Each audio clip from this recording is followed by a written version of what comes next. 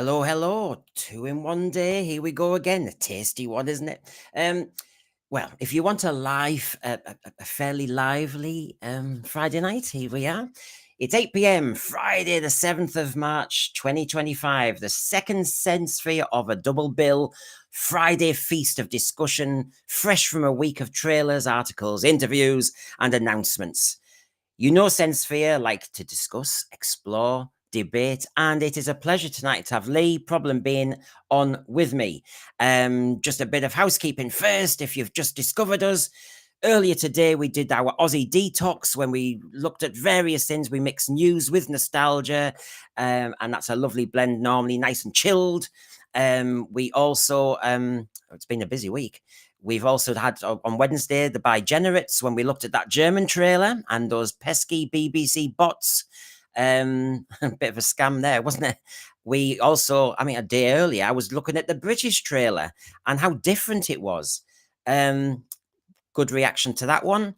And then, of course, on Sunday night, my God, I feel as though I've been on this forever. We were then hearing the gossip about the Eurovision episode 6. So if you've not seen any of them, do take a look at them, give them a like and a subscribe.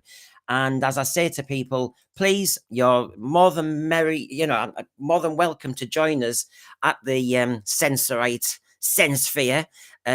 Give us a DM on X. Give us an email at sensorsphere@gmail.com. You never know, you might end up on the panel. You might end up, we use your topics. So please join the gang. It's a growing band and it's a very merry band and you're all welcome. And with this output, can I please just remind you, please be kind enough to do me a favor and subscribe or like or repost or one text to another Doctor Who friend about the Senssphere. It could be amazing. Let's get the Senssphere to 1,400 subs. I'm being modest there. Okay. Thank you very much for that. So I suppose I better get my guest panelist on. Here he is. I've talked to him on other channels, but I've never really properly, just us, me and him chewed the cud. So here he is. Hiya, Lee. Hello. Well, I hope you're full of life. Your adrenaline's kicking in.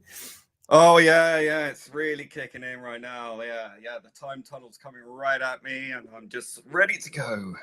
Well, I thought so. As you know, I'm trying not to trigger you or clickbait you or anything with anything. Well, you have that picture straight there.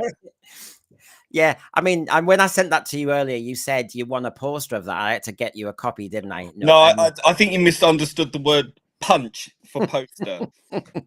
Oh, did I? Oh, dear. Oh, well, I'll try again. So, this was partly prompted because I've been trying to get Lee on for quite a while, but Lee said he was just saving himself to have one more discussion on this sort of thing. And the Doctor Who magazine, for example, had got him riled, so there'll be a bit of that. So everybody in the thread, tell us what you want us to talk about. Give us your arguments as well. I will push back on Lee. Me and Lee pretty much agree on this. But just to make it a decent debate, I'll make sure I dip in there now and again and just see if we can look at the other side as well and make Lee work for his work for his supper. Right, I see how it is. Yeah, that's it. I can't leave the teacher behind. So here we go. So yeah, it's a chance on the Senssphere to have a good, decent debate about all our topics, Doctor Who, get it off our chest with moderation and decorum. And yes, Lee's got warnings and the puppets might be involved. So you've got free reign to get things off your chest, panel, Lee, and the thread. I didn't think this picture would work for you, though, Lee, on getting it off your chest. So I did this version. Oh, Lord. Poor thing. He kind of fell a bit far from his dad's tree, really, didn't he?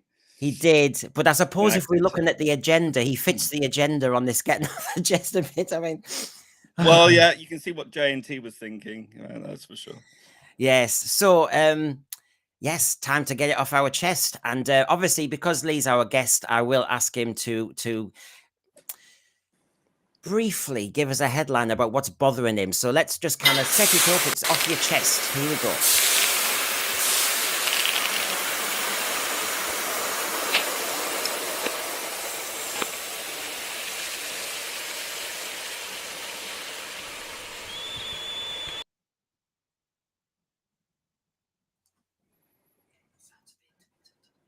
All right.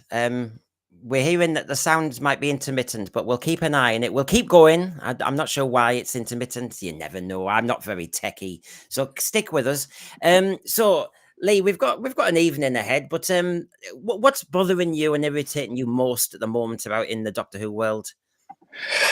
What isn't, frankly, for me, it's become a situation where I feel that the whole premise of Doctor Who is non-existent anymore. It's certainly not represented. Funnily enough, in terms of representation, it's not really represented in the sense that we've only got the TARDIS and a companion and a bit of spacey stuff that kind of reminiscent about Doctor Who, but everything else, it's just not there. The magic's gone. The heart and soul has been eaten out. It's become corporatized. It's flat. It's preachy. It's angry. It's very snide.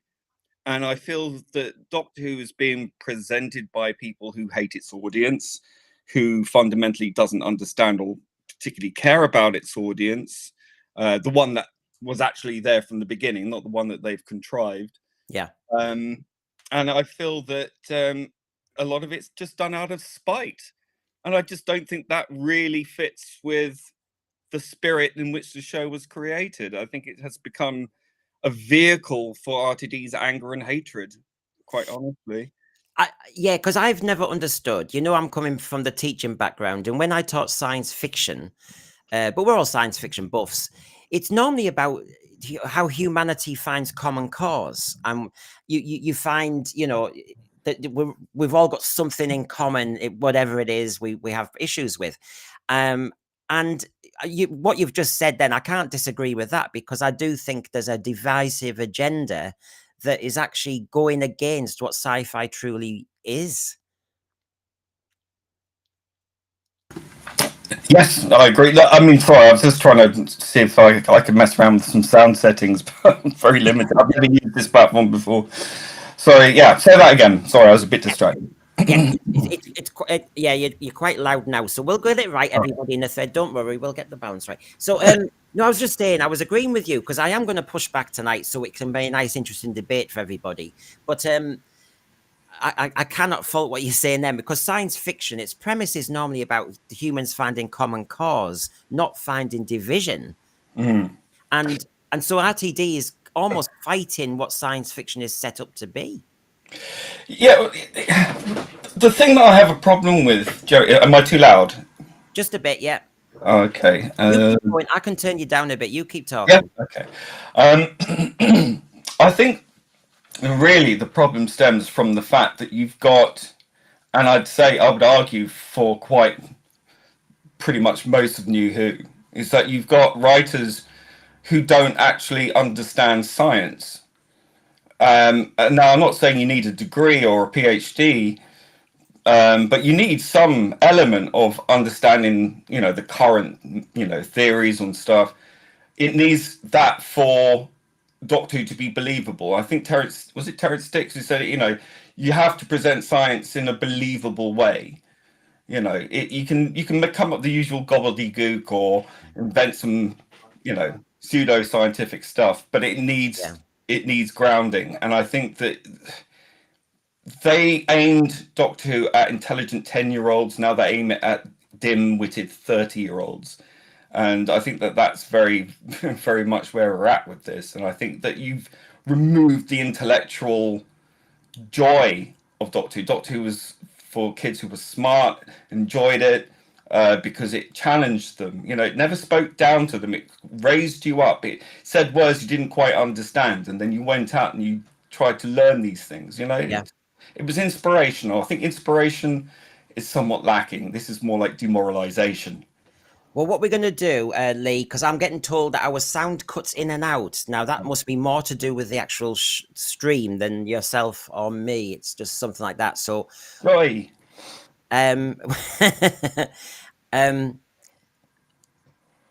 So what was John Yulden saying? I'm just checking because I want to make this work. Everyone in chat, if you leave the show and come back in, it will fix the audio issue. It's YouTube's fault and it's fine now. I've come back in. So, if everybody follows that, thanks, John, because we'll keep going, because otherwise there'll be chaos here. But if everybody can do what that says then, and go back out, come back in, and see if that resolves the audio issue. So we'll keep going, Lee. Sorry about that, Lee. It's just so everybody has a decent night of this. Shall I go out and come back in? I think you're all right. Yeah, you stay where you are. Right. It's everybody else. If we come out and go back in. The puppets are there. Oh, God, at this rate. It's all going well, folks. Yeah, it's all going well. This is exactly what we want, wasn't it? Yeah. We'll keep going because I think that works. One thing I wanted to raise with you, Lee, as an example, is this has been going on for quite a while, pre-RTD. So, for example, we know the Jodie Whittaker era. We had the nonsense about the white male gaze. We had the attack then on the people who'd started the show from the beginning. Yeah, I mean, it seems very unfair on men in general. I think that it's just another excuse to make a dig at a demographic, which is ironic considering they're supposed to be about inclusivity, but that seems to exclude a certain large proportion of society, which is namely men. I mean, they didn't talk about, you know, the female gaze, the lesbian gaze, or anything. The gaze. It's No. it's just complete and utter nonsense. The woman is absolutely delusional, and she can't stop talking about it. She's made herself out to be a perpetual victim. It's sad, really. I feel quite sorry for her, quite honestly. It must be terrible living your life feeling that bitter about everything. I mean, you do seem to be doing okay. You're doing a lot better than a lot of men. Yeah, I just don't know why actors seem to think well, number one, that they have an opinion that we're bothered about. A lot of the rest of us have to just get on with life, and we're not important. We're voiceless people. I don't know why actors seem to think they have this thing. And when you're Johnny Come Lately, so Jodie Whittaker's case, she's no expert on Doctor Who. She was no researcher of it. So why the hell she had to tell me how it was depicted badly? I mean, what a stupid thing. I would never talk about something I hadn't researched, but she was happy to. Well, it's like, you know, if you start a new job, you don't go into a new job and then walk into the office and say, well, I don't like the way this is run. You should be doing it like this, or you should be behaving like that. And I don't like the customers, so we have to change the customers. You know, the customers have to agree with me, not the company, but me. I'm now the company. You know, it's this ego. I'm sorry, but certain actors, particularly certain actresses, have the biggest egos I've ever seen. It seems like they can do no wrong. It's everyone else's fault. You're to blame for my failings. Just accept the fact, lady, that you were not good as the Doctor. You were not good as an actor, quite frankly. And a lot of people I've spoken to who've actually seen her in theatrical performances, this is not me talking from my own experience, but they've seen her and they said, well, she wasn't particularly great there either. Yeah, I don't want to knock her, but it makes it bloody awkward. it's not to. I know, because part of my issue is when you join anything, you've got all these long-time customers who have probably been involved in the product or the brand well before you. So you kind of have an imposter syndrome, and you tend to go in modestly. Whereas it just seems to me that Ncuti Gatwa, Jodie Whittaker, both of them, because of course Peter Capaldi was a renowned Doctor Who fan, so he knew what he was talking about. Yeah. But they've come in and they've brought a slant or a filter. And of course, it happens to be a provocative filter. And yet the day job isn't really getting nailed. Yeah, well, I put this down to fashionista syndrome. You get the bunch of people who are on vogue with the current thing, and they're all singing from the same hymn sheet because obviously they need backpacks at the cocktail parties. And quite honestly, that's what I'm picking up from them. You know, the RTD wants to be down with the kids, so to speak. And you have people like Ncuti Gatwa and, you know, all the other sort of peripheral names that they've attached to this era who are all in one giant big party. You know, it's all a big club and you ain't in it. Yeah. And it reeks of elitism. It reeks of this kind of snobbery to the point of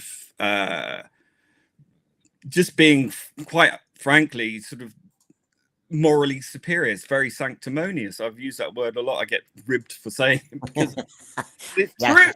It is sanctimony.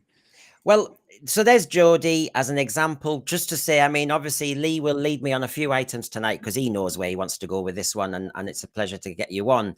But we know from John Barrowman, I mean, go back to 2005, we had issues with bringing sex and sexuality into Doctor Who, which a lot of us were going, why? It was treated as a joke at the time. It was lightweight, wasn't it? But the seeds were sown for changing or manipulating the show, or as my thumbnail says, capturing the show. Yeah, I think I mean, I recently did a respective rewatch of RTD1, and yeah, you can definitely see the elements that you kind of overlooked earlier, and they seem a bit more present now in retrospect. I don't know necessarily if it's looking for it or it's just there and it's just tucked away. So it's not so in your face. Well, it wasn't so in your face, but it was definitely there. The John Barrowman thing, I mean, quite honestly, when I was watching that era at the time when it was broadcast, I never really latched onto it straight away because it just didn't feel like my show, you know, the Doctor Who that I grew up with. And I think maybe a lot of people did, but I gave it a fair crack of the whip. And then I start seeing all these sort of very Americanized, and this is not to say that I don't love American shows, because I do, but when it kind of tries to emulate an American formula, it just smacks of, oh, we're trying to market this to America, you know, not the great British public. I just feel that we weren't really aware that the sort of so-called gay agenda thing was a thing really back then. But I do remember that, you know, RTD was once asked, you know, is the Doctor going to be cast as, you know, be played gay? And I think his response was something, don't be ridiculous, you know. But here we are. Here we are. Well, you've mentioned, I mean, our great friend and showrunner RTD. I mean, he's made it extremely clear in his kind of battle address in one of the articles last year. One of the things I thought coming into it was not to reinvent the wheel. You see, when I heard that, I thought, great. But what you want to do is bring 2024 to it. And what he means by that is gay life in Manchester, politics in London, nightlife in New York. I always want to make it look like today. I suppose that all the working class people will be going, I mean, I've not been to London for years. I haven't been to Manchester for quite a while, its centre. And New York wise, well, I just happened to be there once last year. But he's talking to, I mean, not everybody knows what the hell he's even talking about. Where we are in the world and what's happening to the world. And he wants to say, he feels very trusted by the BBC and Disney to let my voice be heard. I don't think he's ever shut up. They don't stop me. Nothing's ever censored or challenged. It's a very fruitful relationship. So, of course, when you were talking about, he was saying then he wouldn't have a gay Doctor. Of course, as you know, he really went down in it. And when Shooty in that top paragraph was saying, I feel like anyone that has a problem with someone who's not a straight white male playing this character, you're not truly a fan of the show, blah, blah, blah. Then Davies, to back him up, says there weren't exactly the straightest men in the past. This is a lot of projection. He seems to be a puppy in a pet shop. You know, he just wants to be loved, and he loves being loved. You know, a bit like Tom Baker says that about himself, but he's actually got warranted pause. RTD, let's be honest, is a bit of a provincial bumbling buffoon who made it lucky in the industry he's in, and he's trying desperately to be this metropolitan figure, and he only moves in those circles. You know, it's all very lovey darling, mwah, mwah, mwah. It's cronyism, it's fashionista syndrome. I've seen a lot of, in my clubbing days, I used to see quite a lot of sort of these actors and celebrities and so on and so forth going to all these certain high fashion clubs when I was in my club kid days. And you'd see these people, you know, with their free champagne and, you know, their air kissing and, you know, hanging out with the freaks.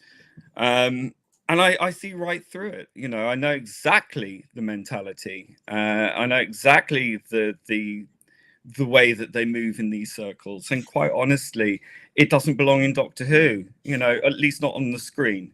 But they've taken their private lives and shoved it onto the screen. We see this is one of the arguments or debates we want to have tonight. And please, in the thread, tell us where you stand on this one, because at the moment, me and Lee seem to be agreeing quite well, but there's so much to cover. Now, so remember, my question was, has Doctor Who been captured by the agenda? And if it has, is it permanent, and has it destroyed the brand? Now, here's an example from RTD very recently saying 20 years ago, all the geeks and the nerds were the freaks and were just embarrassing.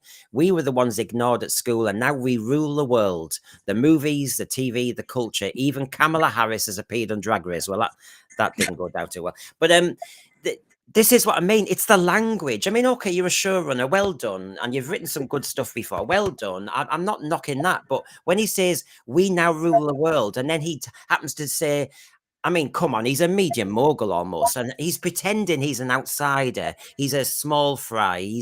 No, he's not.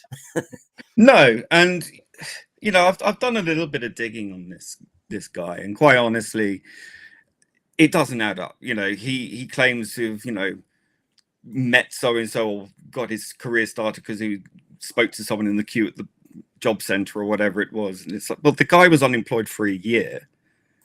You know, hardly the depths of depravity, you know, really came from a well-to-do middle-class family, so really not one of those council estates that he's so fond of. And it's just, do geeks really need to inherit the earth? Do we want to inherit the earth? I don't think so. I think we much prefer keeping our little things hokey and pokey with our quirky little show, and sort of coveting it, you know, not this sort of mainstream juggernaut that they've turned it into. This that's why I laughed, Lee, when I saw the Eurovision Song Contest element, which we'll talk about later, which was the Eurovision to me has gone global, extremely commercial. It's lost its soul, and it used to be quite niche. Now it's where it is, and it seems so funny to me that Doctor Who's decided to be its twin sister and actually do a mashup. And you think, yeah, because you've lost your soul, you've gone global, and you've gone commercial. Yeah, it just seems to me that they're latching the bandwagon to anything that is vaguely, you know, LGBT, whatever. It's all flash and very, very superficial. And I find that incredibly insulting, that for representation, so-called, the representation you get is this overly camp, overly saturated, colored, glittery, loud, brash, annoying caricature. Oh, gays, oh, LGBTQ, oh, they love Eurovision. Yeah. They love, and it's all about latching on to all the sort of fashionista, trendy, hip thing, and it's embarrassing. This will not age well. It hasn't aged already. You know, it looks dreadful already. I don't know. Look. I was saying earlier today in our detox that Doctor Who used to. I mean, let's face it. The reason it was invented was to go between grandstand and jukebox jury, and try and kind of be a bridge between the dads and the kids. Now, in other words, it was always aiming Doctor Who to go for more than one audience. Yeah. And yet now we're actually priding ourselves on actually saying we've got the LGBTQ audience, well, a certain type. We've got the, you know, the gay pride marchers type. And we've got the type who want to be out and proud and all that sort of stuff. We've also got the Eurovision mob, which might be the same blooming mob. So if you are a BBC license payer on April the 12th, you've got 4 hours of Eurovision and Camp Dry, you know, all that stuff. And then you've got Doctor Who before it. Where's the variety? There's only one audience you're aiming at and nobody else. Well, this seems to be very indicative of the mindset of the BBC and its current cohorts is this is the current thing. You will like it. You will be fed it, and you will have no choice or say in the matter. You will pay for it, and you will be grateful. That's the mentality. And quite honestly, I'm kind of sick of. I mean, I didn't watch his series. I was out at Davros Gate. That was me done. Yeah. But I will say, is it any surprise to anyone, at least of all them, really, when you target this show to 1 in 10 people, uh, and then wonder why you get 1 in 10 results? You're not aiming at the mass audience, which is ironic considering how much money you've put into this thing. So you want it to reach as many people as possible, but you make it so obnoxiously awful to anyone that isn't LGBTQ plus whatever, that you've driven pretty much all the audience away that you would have had. And that includes people like me and you, Brent. Well, I mean, you still suffer through it. I don't. But so many of us who, are gay or trans or whatever, are sitting there with our heads in our hands going, this doesn't represent me. And neither did, and look, we've similar generations, aren't we? I never wanted to be represented. No, absolutely not. I didn't ever see Doctor Who was representing a Middlesbrough working class lad. No way. The worst thing that happened to gay culture was it going mainstream. It killed it. It killed the nightlife. It killed the clubs. It's killed Hollywood and television. It's become so in your face and so unipolar that it's only presented in one particular way. Every gay stereotype they used to criticize from the 70s and 80s is exactly what you're getting now, only in HD. Yeah. And I just find that just so insipid that we've gotten to this point where we're just repeating ourselves, and it's embarrassing. And you said on your stream the other day that I full-heartedly agree with, that if there's a younger generation that are obviously trying to target this to and sexualizing it to the degree they are, it makes you raise an eyebrow. But also, I would say that any younger person who might be gay or trans or whatever will be looking at this going, I don't want to come out. Yeah, because look, coming not from the metropolis, and by the way, everybody, it's not going to be about gay all night, but the point is, this is one key thing that's been going on in Doctor Who recently, and we've got Eurovision and we've got a shooty Doctor Who's gay, so it's all happening. And I was fearful. Like I said, I could see kids who were still trying to come out at school coming into my office. I'm the head of year. They haven't told their parents. They haven't told anybody. I'm probably the first person to be told. And they were fearful.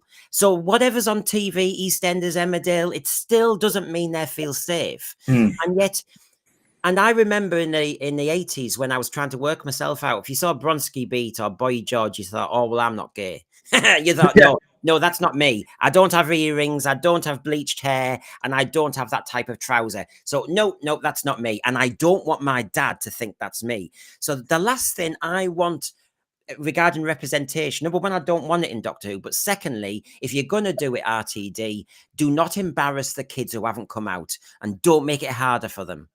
Well, he has.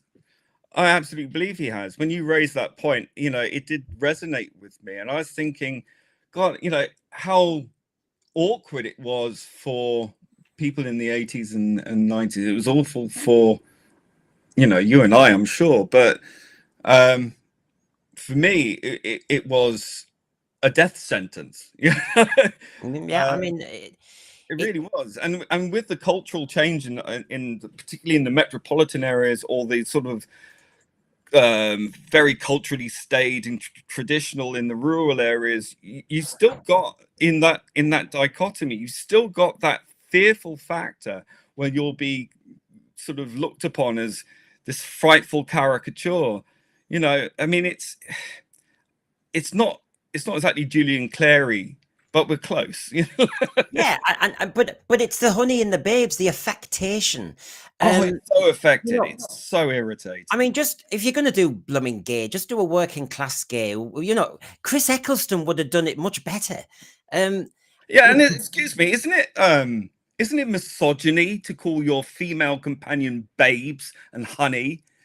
Yeah. Just Well, like, this is it. there's no consistency to what they're talking about, none at all, and you No. just can't hold this up without it catching on fire in the sunlight, because it's just so clearly a double standard, and I don't like that. Well, It doesn't make us, or any other person who's supposedly LGBTQ, whatever the hell it is, it doesn't help us in any way, because it just makes us look like some sort of supremacist group, you know. Lightweight. So the arbiter here, because I thread it on fire, and thank you very much. Give us a like, subscribe, and click on your notifications. The arbiter here, that's an odd title, Brendan. I'd say it's been ideologically captured as far back as them turning the master into Missy. Well, I agree. And I could mention even before then, we had with Stephen Moffat, you had the gender fluid Time Lords, which we knew was it was the Trojan horse. It was the move in when you could see an agenda happening. Now again, you've got Lily Shambles here saying, "Look, as a straight old crone, what does this show have for me? I have several well-rounded children. It has nothing for them either." I've heard that an awful lot. If this is supposed to be talking to these progressive kids, the kids don't like being preached at. The kids just want to be entertained, and this is not cool. There was one mother. I won't mention it by name, but people who watched the stream live remembered it, and it stuck with me, and I thought it was quite amusing. She said, "My kids don't want to watch Doctor Who." Why? Because it's too gay. Yeah, it just is. It just is. It's just dull as. Now, when I was talking to Lee, obviously I know Lee from various streams, and I know Lee is not shy in coming forward. So I said to him, I said, "Oh, we need to, be a bit moderate tonight," and all the rest of it. And of course, Lee can do that. But the puppets were concerned, and so they've prepared something for you, Lee. Here we go, because we need to make sure we don't bother people, So here we go.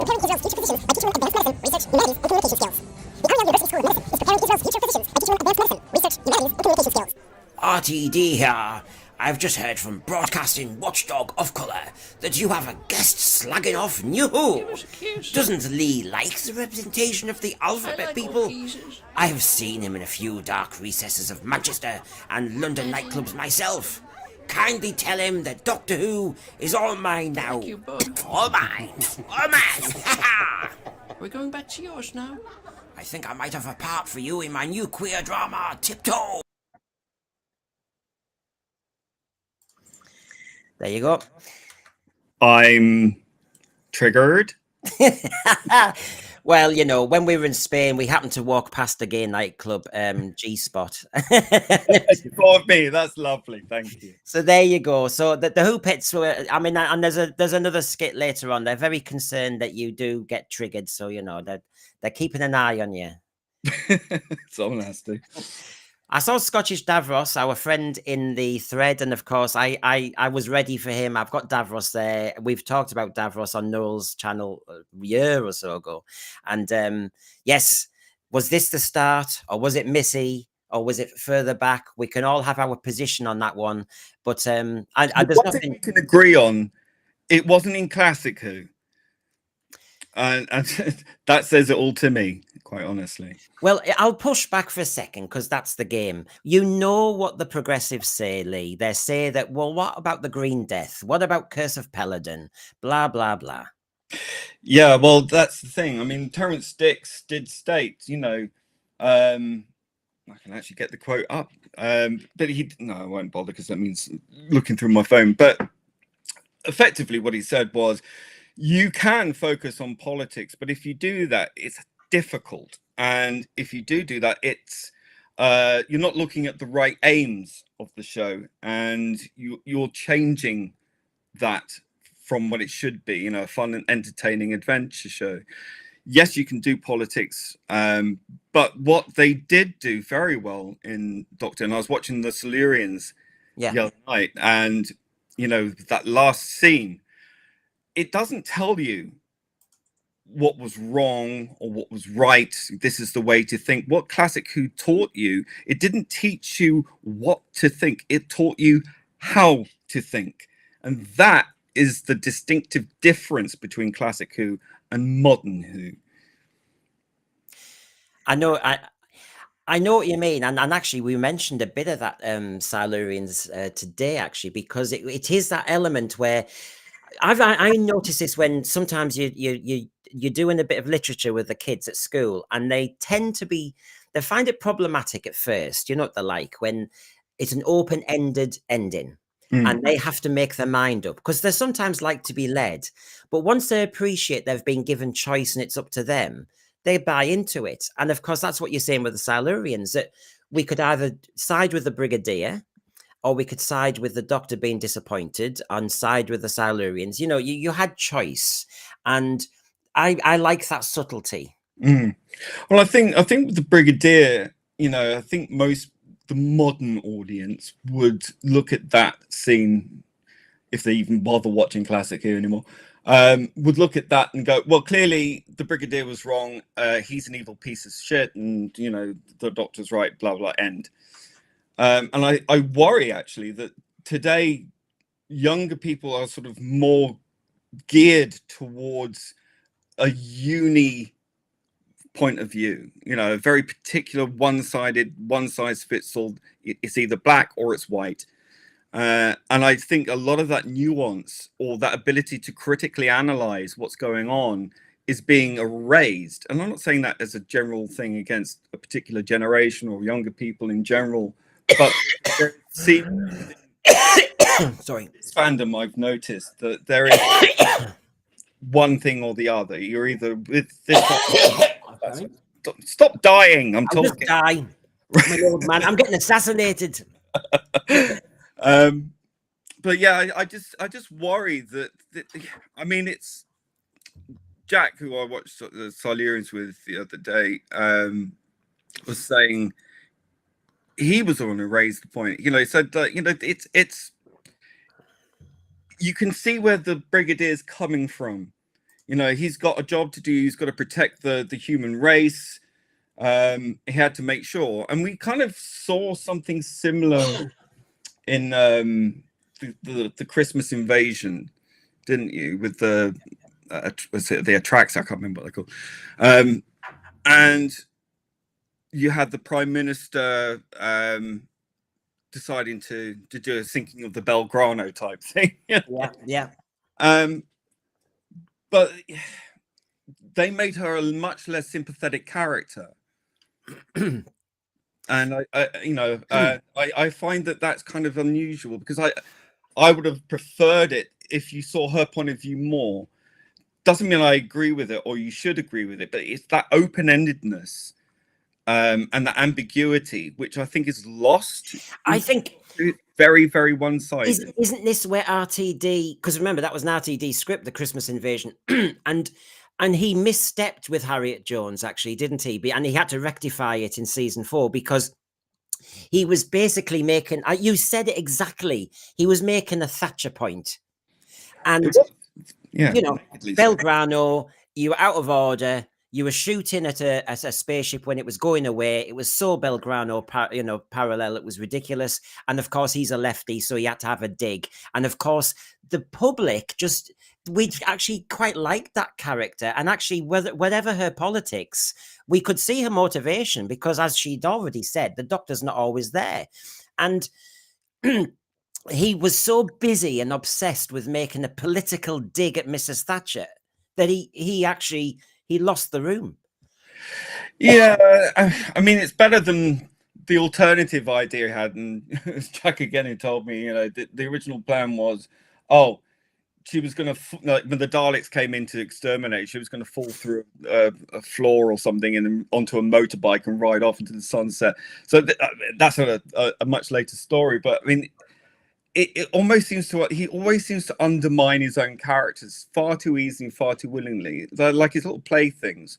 Yeah. And her story arc was very, I kind of liked her, but I kind of didn't really understand her as a, you know, which party was she in, you know, which, you know, what are her politics? What does she actually stand for?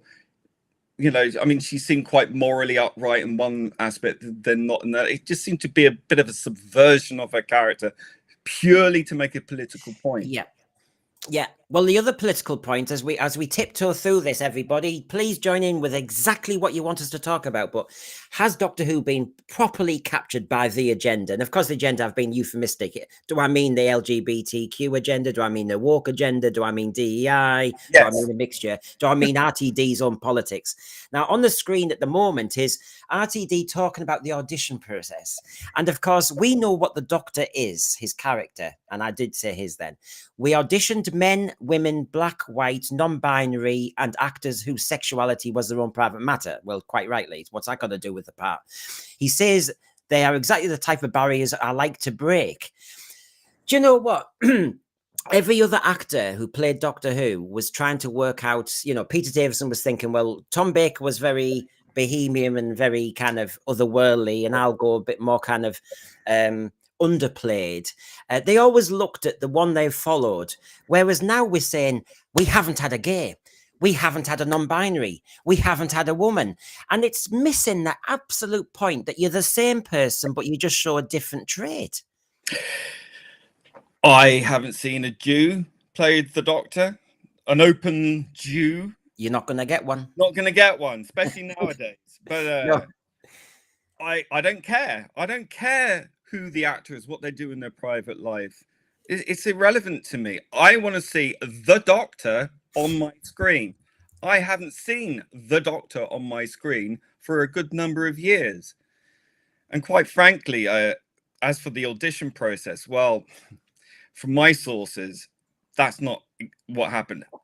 Yes, I've heard. You tell me if I'm wrong. I've heard that somebody else was actually picked. Yeah, and that to pay them off.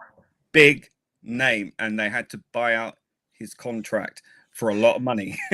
And we got Ncuti Gatwa and said, "Why?" And without knowing, and without us saying any more about the name, it would have been a better Doctor, wouldn't it? Oh, I mean, your audience would be cracking their skulls against the wall if they knew. That's, let's put it that way.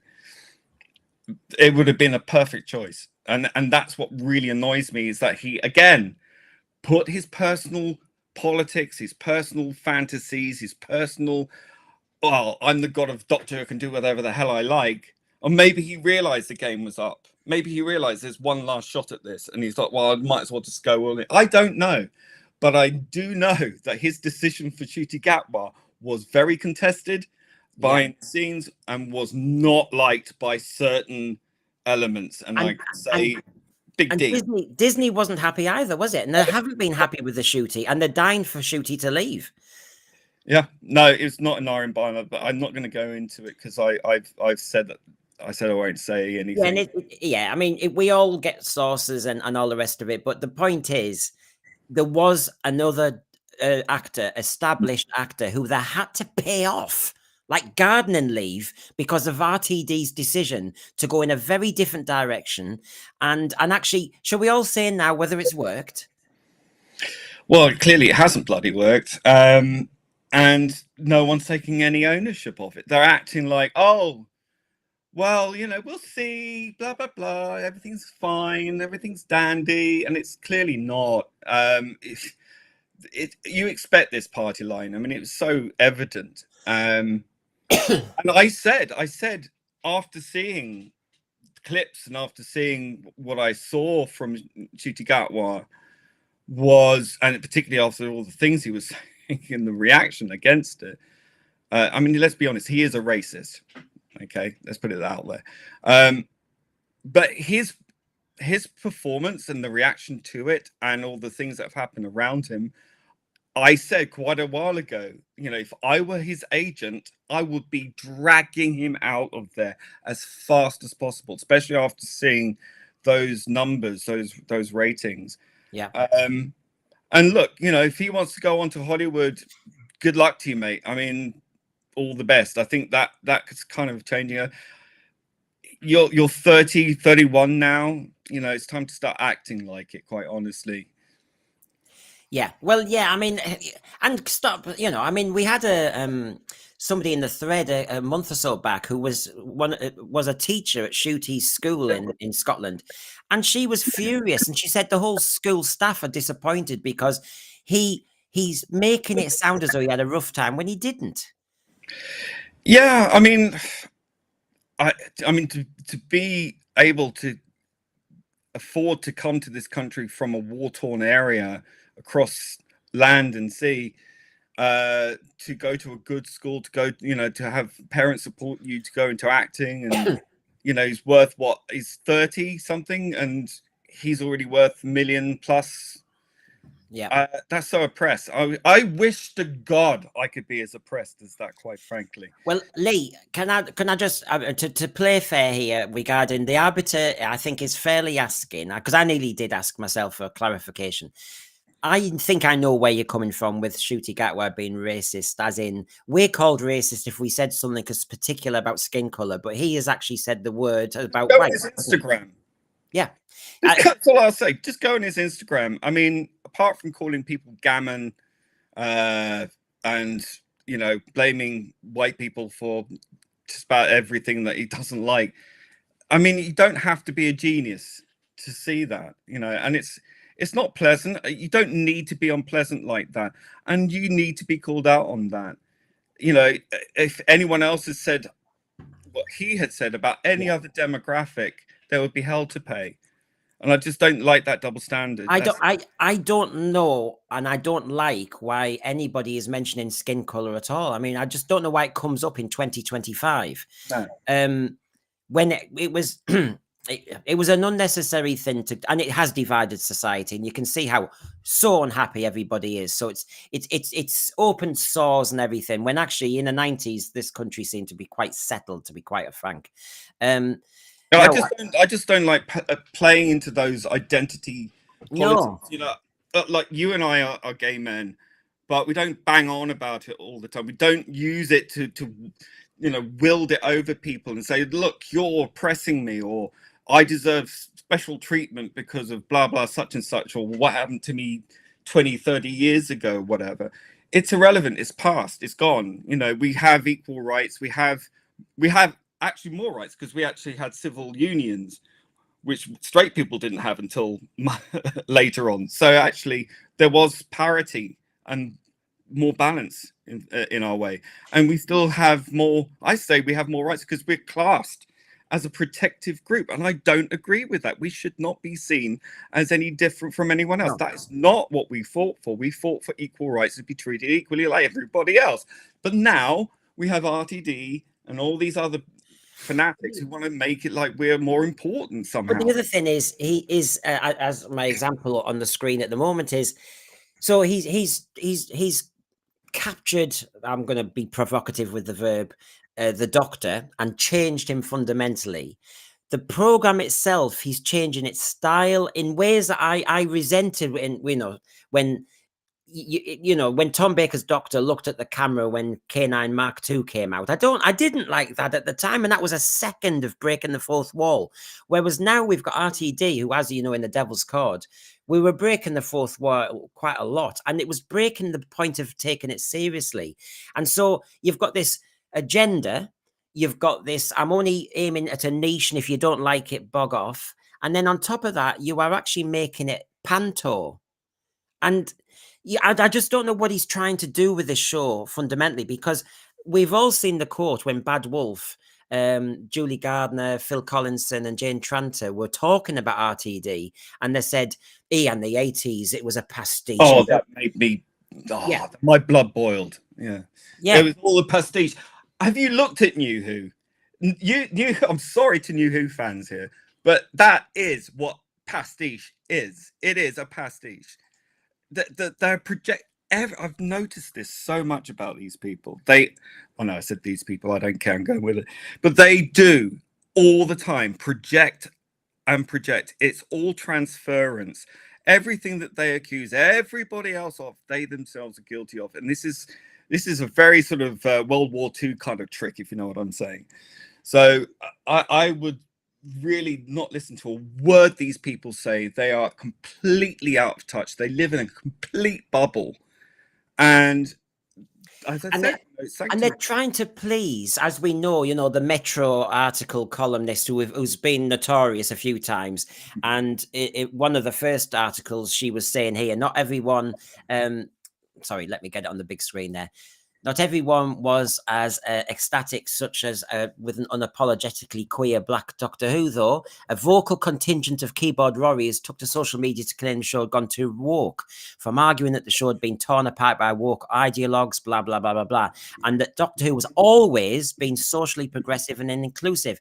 No, it's just been somebody fighting the fight. I mean, I wouldn't say that was even literally socially progressive. Well, no, what it is, this is gaslighting. That's 100% gaslighting. It's like saying, oh no, you're crazy if you believe that. You're a keyboard warrior. Oh, you think that there's this woke ideology and blah, blah, blah. It's nothing short of gaslighting. It's straw manning. It's gaslighting. And to say, and I think this is the most laughable aspect, that this show has always been socially progressive and inclusive. Yes, it's always been progressive. And yes, it's always been inclusive. But like everything the far left does these days is they use these words and invert them. They subvert them. And they mean totally different things. What they mean by inclusive is against straight white men, or, against anyone who votes differently. So it's not inclusive, it's very exclusive. And it's exclusive because you can look at the ratings and see how exclusive it is. Oh yeah, I mean it's it's going for a very niche market. Doctor Who has always been, in the classic Who, has always been sort of a liberally minded, but these people are illiberal. Okay, these people that preach woke stuff today and gaslight you into pretending it doesn't exist are illiberal because they do not believe in freedom of speech or freedom of thought. They do not encourage people to get along. They divide and they conquer, and that's what they've been doing for a number of years. Well, I mean, this is the show that has now been created in 2025. You've got a Doctor who doesn't have a recognizable silhouette. No. As you know, the quotation from the costume designer, they were surprised actually that they'd been told from above that they needed gender pushing and societal pushing outfits.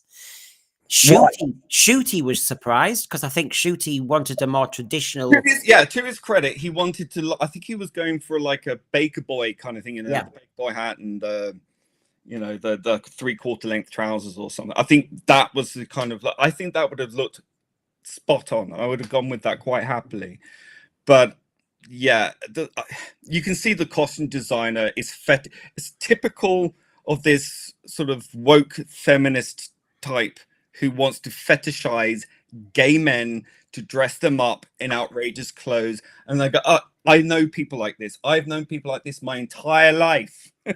They are the type of lady that will come into your life and go, oh, you're gay. Oh, would you like to help me come and, choose my curtains? That kind. And they latch onto your arm and you're the bestest friend they've ever had. They're fascinated by you. And it's like, oh, and they're, can I do your hair? Can I do your nails? Can I put some makeup on? You know what I mean? It's like, this is the kind of mentality that I find strange. It is fetishizing. And it's like those two writers who wrote that Rogue episode, two women fetishizing gay men kissing. Yeah, it's almost a reverse of when they always say straight men have a fantasy about lesbians kissing and stuff, and it's inverted that stereotype. It's always fine when they do it. It's always fine when someone who agrees with their politics does it. They can do the most outrageous things, say the most outrageous things, and if you do it, you'll meet. If they do it, it's cool. You see, the way I would put this, Lee, is when I go through these costumes that most of our thread can't stand, just stick to one. He seems to have been turned into, ironically, a Ken doll, a Barbie doll, an objectified action man. Yeah. So what's so progressive about making a gay man the first gay black actor to play Doctor Who and objectify him and undermine him. And I will trump you by saying the Bi Generation sticking him in his undies. Yeah, I mean that's for me undermining the very essence of the Doctor. You know, the Doctor's a very earnest, whimsical character. You know, he's the smartest man in the room. This guy just comes across as a raging idiot. I'm sorry, but that's not the Doctor. He's swirling and prancing. I mean, okay, Matt Smith did a lot of swirling and prancing, but he did it with a bit of decorum, you know. Yeah. I just find it cringe-worthy, and that when he said honey and babes or whatever, I'm done at that point. I cannot take this seriously. The Doctor would not do this. I mean, you've got you know, if you look at the classic run, you had 7 Doctors. Can you imagine any single one of them doing that, behaving like that, talking like that? He's talking like a trendy fashionista from 2024, 2025. That's what he is. You know, it's all well and good saying, you know, to Tom Baker or John Pertwee, just play yourself, because they were cast in the shadow of the Doctor. They were cast to be a continuation of Hartnell. This is not. This is a complete break. And I think you need that linear aspect to it. You know, when people, one of the most irritating and annoying things I hear so many times and so often, it's repeated so much that it's become truth, and it isn't true at all. The show is about change.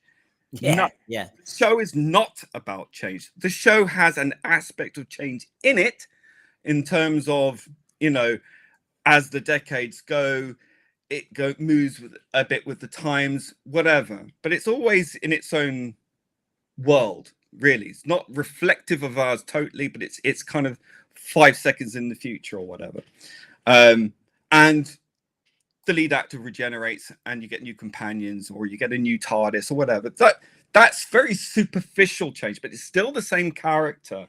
You can look at that line through all those original 7 Doctors and see Hartnell, or see the same character with all their different personalities that they have, but there's still a core to them, and that's gone. That's not change. Change doesn't, by the way, change isn't necessarily a means to an end. It isn't necessarily a good thing. Change by itself is not a good thing. Change can be a good thing, but change can also be a bad thing. But Lee, this is you're picking on a decent point where basically they introduce a word and they say, like you say, Doctor Who's all about change, and then they make that word do an awful lot of heavy lifting. So, for example, they also said the show always regenerates itself. Well, that word wasn't even used in '66, so they really are pushing their luck. But of course, one thing that really got you going and you really wanted to come on here was about the Doctor Who magazine. And you, in there, they were doing heavy lifting, which is, for example, Susan was always unearthly queer. And you thought, oh, hold on a minute. You really are working hard here to capture. Well, when you've got Georgia Tennant, who's married with children, claiming that she is, inverted word, queer, it doesn't mean anything anymore. It just means agreeing with the Rainbow Reich. You know, all it is a big club, and you ain't in it, unless you are, and in which case you're in. If you're not, you're out. You know? Yeah. But it's so irritating to hear that word. I'm so done with it. Well, you see, it's key, though, why I asked, has Doctor Who been captured? Because not only are we concerned whether there's an agenda now, but as soon as the seeds have been sown in New Who, people are starting to try and claim 63, 64, 65. Retroactively. And they're starting to dig away at classic Who. And that's when some of us who've actually tried not to be triggered, tried not to be argumentative every second of the day, have actually started to think, actually, we have to push back on this. Well, that's it, because they've become so emboldened because of this nonsense, because they have become so aggressive since 2016, I would say, you know, onwards. But it's been this ball that they've been rolling on, and they cannot be challenged. And when they run out of things to subvert or to own the chud, so to speak, they go backwards. They go, how can we spitefully irritate and annoy the chuds that we hate so much in their inclusive, loving world? Let's go back to classic Who and queer, Susan, for example, which is the most utterly insane, insipid bullshit I've ever heard. I mean, Lee, come on, we've all watched Classic Who and the Thread have, so please tell us whether you think Doctor Who Monthly are pushing their luck. The man on Earth. Yeah, whatever it was. But I'd heard this a lot, and I'd almost accepted it. I can sometimes do this. You're going, I've allowed that to be said a lot. So basically, that first one there about Ace and the Cheetah Woman with a kind of lesbian undertone, I've kind of allowed that in my head. That's been around for. Yeah, that's not a new thing. That's been around for ages. But again, it was a lesbian relationship. Why are they afraid to say gay or lesbian now? It always has to be queer. It's so insipid. It absolutely drives me up the wall. But it's a word that should not even be used today. It should be seen as the same thing as the N word. Quite frankly. Yes, exactly. We were of the same generation. The word to me is an insult. The BBC use it. Can you imagine the BBC here at the News at 10? We have a story of this brave young N word. You just won't get that. But with no, it's everywhere, and I am done with that. So Lee, that has a lot of baggage for me, particularly, and with a lot of gay men, and gay men particularly. And well, no, and we have a right to say it's offensive, and nobody asked my opinion on joining this LBTQ, this whole alphabet soup. Now, the Ace character, if you watch Curse of Fenric, Ace was using her feminine wiles to lure a male soldier. Now, was she just being manipulative as a woman, but she didn't fancy him? I thought I didn't get this impression that Ace was gay. Well, no, in Remembrance, she fancied that yes, Sergeant what's his face. Yes. Forgotten his name. Mike. Yeah, Mike. It's Mike. Yeah. Who wouldn't, quite honestly? But she was not showing any signs. She might be bisexual. Fine, whatever. Does it need to be in the show at what time was it? 5 something at that time. It might have been in '89. It was against Coronation Street. Yeah, was fighting the fight before the bloodshed. Look, okay, Grain Chill and Biker Grove and shows like that were addressing these issues and stuff. That's fine in that kind of context, in a gritty, realistic show. But for a show that's sort of aimed at a general audience, a family audience, very young to old. Biker Grove is more for the sort of adolescent types, so you're sort of broaching those subjects in a meaningful way anyway, but not 4, 5, or 6. I watched Doctor Who when I was 4 years old. That's when I first saw Doctor Who. But I just find that a lot of this seems to be very retroactive. Oh, I always meant that to be. Oh, it's always in my mind. Yeah. It's very convenient, isn't it? But it to me, it's pitching a flag. It's almost it's almost colonial. It's like this band of LGBTQ warriors are actually saying, actually, we're parking our flag on Vivian Faye. We're parking our flag on Susan Foreman. We're parking, and all of a sudden, if you say and push back, you're a phobe. Well, isn't it ironic that these people, I said it again, I don't care, are quite happy to talk about colonialism. I know. And yet here they are, and I hate using this word as well, literally, but they are literally colonizing this fandom, colonizing this show with their so-called progressive ideas. Yeah, you can progress off the edge of a cliff. Doesn't mean progress in any direction is a good direction. And I just wanted to go back actually to what Simon Anthony said. Now, Simon is someone that I usually have fundamental disagreements with on Doctor Who, but I profoundly respect the man as well. But he said, and I quite agree with this, or 100% agree with it, the show teaches us how to keep our standards in a changing world and always has. I believe that used to be true. I don't think that's true now. I think it's inverted or subverted to some degree now. But I would say I 100% agree that that's exactly, the Doctor was an aspirational figure, a moral figure, not a political figure. And you see people in this fandom who now say, oh, the Doctor is a left winger, the Doctor is I said, well, Mao was left wing, Stalin was left wing, Hitler was left wing. All these people were left wing, and they would say, no, it's right wing, it's far fascists, or fascists were all Marxists. So it's a lie. And it's a lie that, again, these people should be familiar with this because they do it all the time. They lie and lie and lie till it becomes the truth.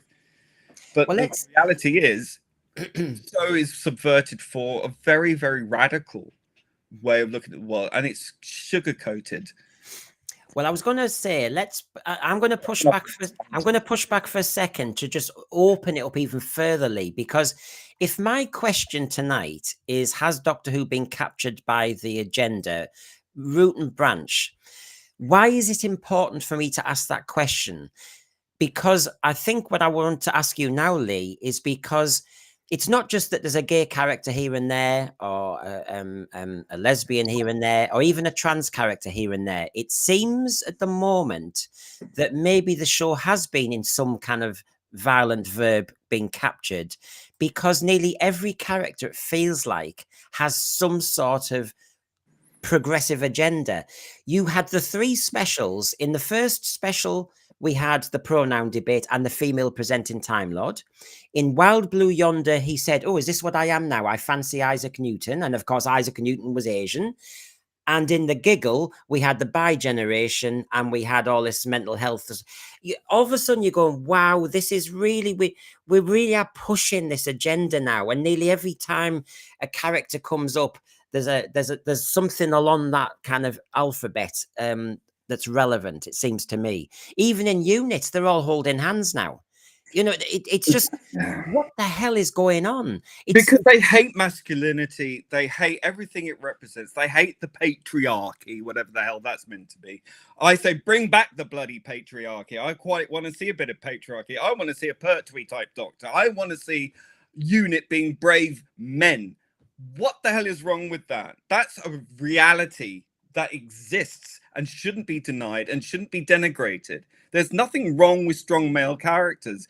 You are using Ncuti Gatwa. You're making him cry all the time. How is this a positive role model for black gay men or queer men? Well, we've got to tell the truth on this. Ncuti Gatwa is the one who decided to do all the tears. Ncuti Gatwa decided his Doctor was going to be this emotionally fraught Doctor. And it was RTD who said when he saw the rushes, he played on it even more. So actually, they're as bad as each other, aren't they? Let's be honest. Well, I mean, they're doing that. But what did you make in the Doctor Who magazine that decided to do a Queer History Month thing, that it mentioned even the TARDIS is the Doctor's closet? Again, it's gaslighting. I keep saying the word insipid, but it bloody is. They're clutching at straws. First of all, what the hell is it doing in Doctor Who magazine in the first place? Anyway, yeah, exactly. Yeah. It's if you want to read up about it, go and get Boys magazine, whatever the hell it is, pink paper or what other trash that they have out there right now. Go and read it there. This is nothing to do with Doctor Who. It's fine talking about gay characters, whatever, but to spread a lie, to actually print in Doctor Who magazine a lie about what Doctor Who is and its history of queerness or whatever, it's so insulting. Quite honestly, I mean, because it even makes it. I mean, and by the way, everybody, we're just using what's on the agenda, what's in the magazine, the propaganda machine, what's in the script. The TARDIS is referred to, and even look, you can see the patronizing comment here talking about coming out the closet and saying the Doctor has to come out the closet every time he lands on a different planet. Well, for a start, I mean, you're also saying. Now, this is where we go into this kind of territory. What they're doing is stamping, well, I say peeing all over, but what they're trying to do is they're trying to make it irreversible. So now the Doctor's come out of the closet, you can never go back. Yeah. Because what they're trying to say is that, unless of course it's a phase, the Doctor becomes a woman, then becomes a lesbian, then becomes a man again, who becomes gay and fancies men. Even though before in New Who he was fancying women, but before that he was asexual. What about asexual representation? Can we have that? But it funny enough, that's under the Rainbow flag, isn't it? Asexuality, but apparently Dot's not asexual anymore. Oh, you're just taking away that from that community. Well, isn't it funny? Isn't it funny? If you want to do representation and it's LBGT, blah, blah, blah, blah, blah, and one of them is asexual, I think RTD finds asexuality boring because, yes, I find him boring. I find over-sexualizing characters boring because it's been done to death. I find your career boring, Russell T Davies, because that's all you ever write about. It's all you know, and that's very sad. You're a man who's in his 60s, peaking towards your 70s there, my friend. You're not producing anything that we haven't heard already a million times before, especially from you. You're tired. You look tired there, Russell. You're producing stuff that doesn't resonate with a vast majority. I would say a vast majority of. Well, there's a point you can't reach out to the kids because you're too old. I know that as a teacher. I mean, just don't even try it. They don't want you to try. He's giving them what they want to hear. Well, what they are, but Yeah. when I say they, I mean, basically. The other thing I was going to say on this whole kind of scheme of things about whether the show's being captured and what then happens, if you're wrecking what goes in the Doctor Who magazine and actually, some kid is just reading it, as you say, and the parents think, oh, it's only their sci-fi magazine, that's safe. Don't worry, I don't think any kids are reading this. No, and within it, it's now actually making you maybe challenge your own thinking, going, I thought the TARDIS was a spaceship, but now I'm saying there might be something else, and what does that mean? And well, isn't that playing into the old tired trope of, it's the TARDIS, the big blue toilet? Yes. It's become pastiche. But the other thing is, Lee, is if they've captured it, and I think this has gone into the capturing of Classic Who regarding even his regeneration Tinkerbell fairy dust. That kind of, every regeneration has to look like Rtd's regeneration style. And even retroactively putting that into their into the classic series as well, when they did the war games in color, that abomination. Twice Upon a Time, he did it then. But then the other thing about the capturing of Classic Who, some fans say it's 2017 and I'm never looking at anything after that. You're not safe, because they are actually digging their holes and they're digging into that. And as an example is in the Doctor Who magazine, when they talk about the first Doctor, William Hartnell, and he's a phobe, he's an ist. And I really resent the fact that we challenge. It's unnecessary. He played the first Doctor. It was great. He was the pioneer, and you can't take that away from him. And suddenly we've got this agenda, which is the Doctor Who magazine is going to challenge the political attitudes of the time, really, and actually challenge William Hartnell when he can't answer back. I hate that style. Well, isn't it interesting? I mean, I find it in kind of quite bad taste, because he still has surviving relatives and friends and people who knew him or his family who are still alive, to talk about him when he's not here to defend himself. And frankly, I think, what's the point? Why are you doing this? The reason why you're doing this is because you want to remove him as the first Doctor. You want to insert your Joe Martin or whatever, and you want to upset the apple cart because it owns the chuds. That's inverted commas. So you want to basically just piss off Classic Who fans because you hate the boomers or whatever you call us, even though we're Gen X. It's all out of spite. Yeah, it's so clearly obvious. We're looking at this going, we know what you're doing, Russell. We know what you're doing, RTD simps. We know what you're doing. We see it. It's and you know that we see it, and you delight in it. And I'm sorry, but how is that remotely inclusive and loving and progressive? It is. Isn't it funny? He talks about moving the show forwards and change. It show's always about change, but you keep going back. But that ends up turning into where this is when you start to see the full game, because this is just a Doctor Who TV program. But then you see this is happening in our society with the political agenda, which is, if we keep taking down your statues, if we keep challenging your history, if we keep challenging everything that you believe in the country, from the flag to the anthem to Rule Britannia to everything, you've got nothing left.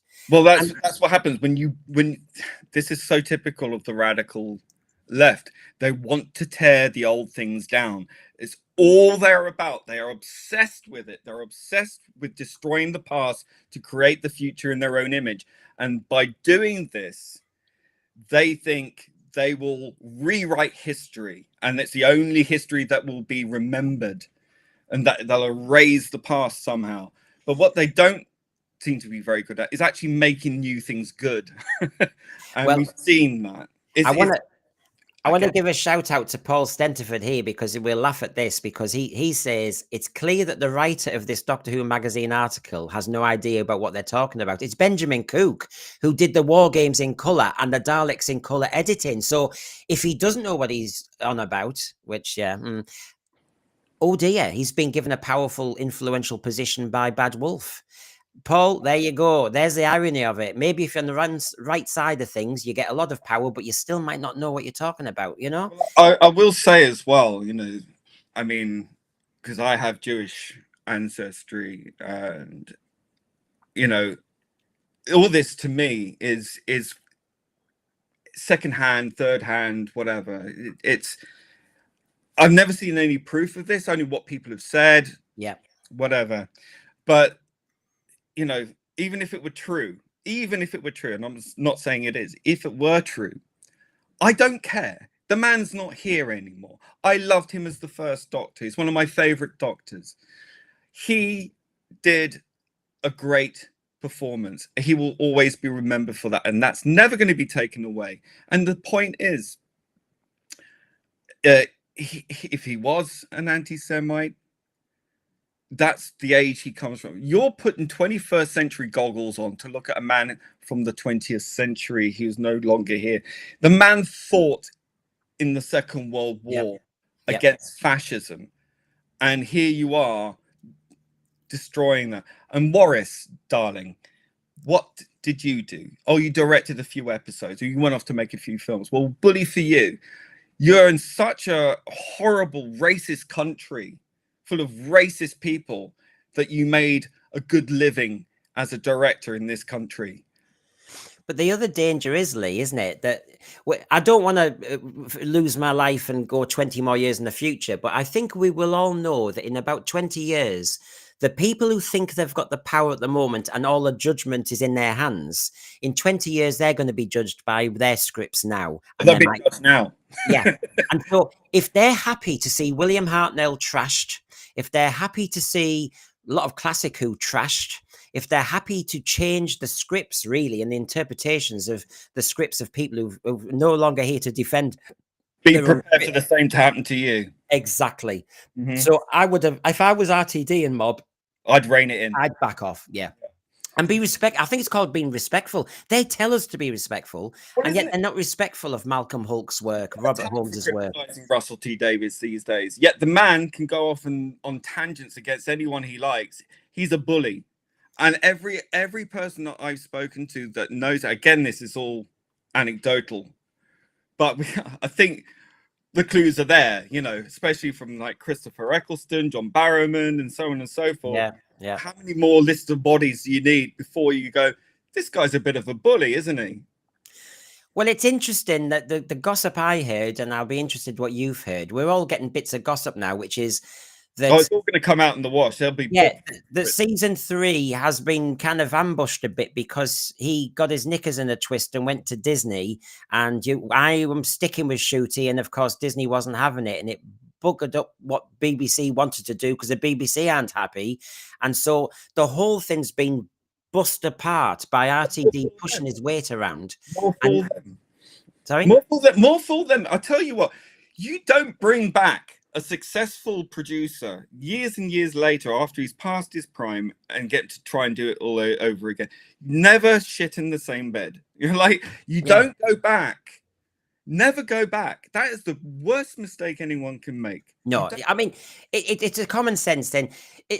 Look, it's always a shame. It's always a shame. Let's face it. In lots of jobs, you might be ahead of your time. It is very possible. And in a way, he had the ideas for elements of the Whoniverse and Torchwood and that, but it wasn't I don't know if the world was ready for it, and neither was the money. And yes, the time is maybe now. I'm not, but the point is, don't go back just because that's the case. You've had your time. Well, we know the reason why he went back, because the show was cancelled.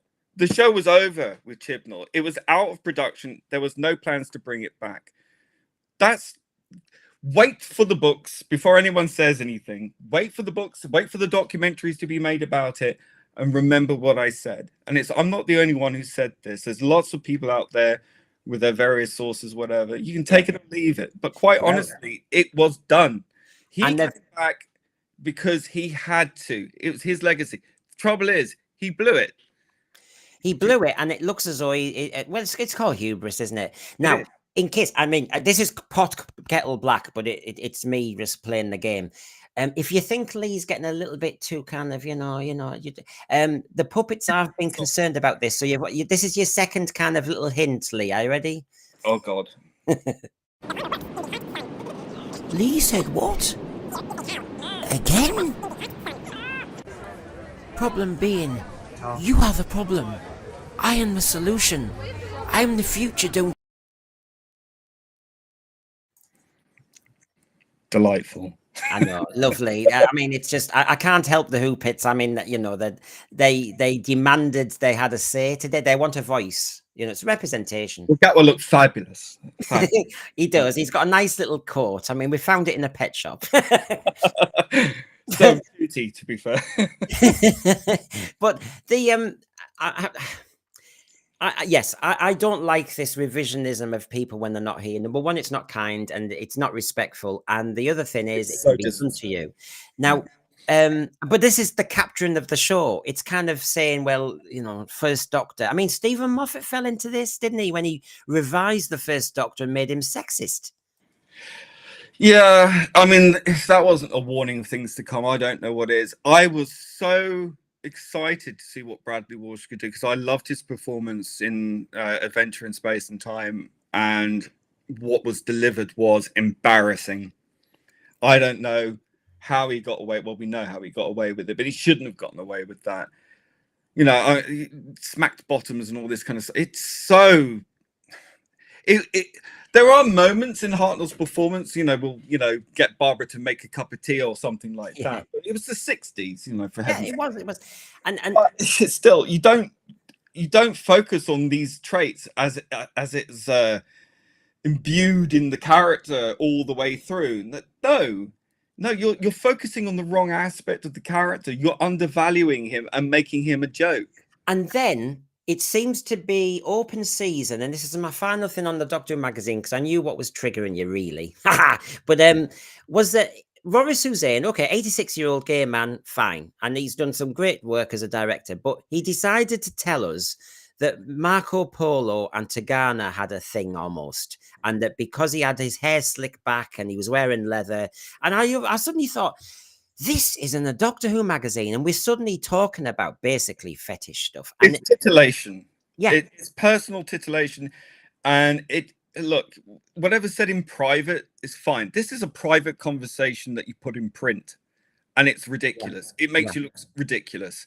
And it just makes people laugh at you, not with you. And I just don't think your time in your career, Warris, that you really want this hanging over you as your last epitaph. I don't want to turn into, and I think this is a danger of everybody. It doesn't matter about your sexuality, but you don't want to start sounding like a dirty old man. That all you do talk about is, he directed early Doctor Who. Just sit on that and take the glory. Funny if he wants to make an anecdote about, when they were filming this episode, like he quite fancied the actor who played. I mean, that's fine, whatever. It's so many years ago. I don't have a problem with that. But when you start going on about how you imbued the character with these traits, and I'm sorry, it didn't come across. If that's what you were looking for, it was illegal anyway. It was illegal. It was illegal. It was illegal at the time. I mean, like, if they were trying to do that and get away with it, fair play to you, fine. But really, this Doctor Who back then was very primarily much a kids show, an educational show. And you also have to remember that the characters that these are based on were real living people. Yeah. Yeah. Oh, well, we you know, Isaac Newton is now Asian and, well, gay or fanciable. The pictures I've seen of Isaac Newton, he just looks like, you know, a scientist. um, but can I just say, because people are calling out the Hoopettes, you know, this is better than Sesame Street. As you know, when me and Jamie were at Niagara and we were doing some footage, one of the puppeteers from Sesame Street came to have a chat with us and asked us what the plot was. And there wasn't a plot. I should be writing the script for Doctor Who. Eastland Burkholder, Hoopettes must be heard, must have their say. Well, I'm all for representation on this show. I think they should be running the show.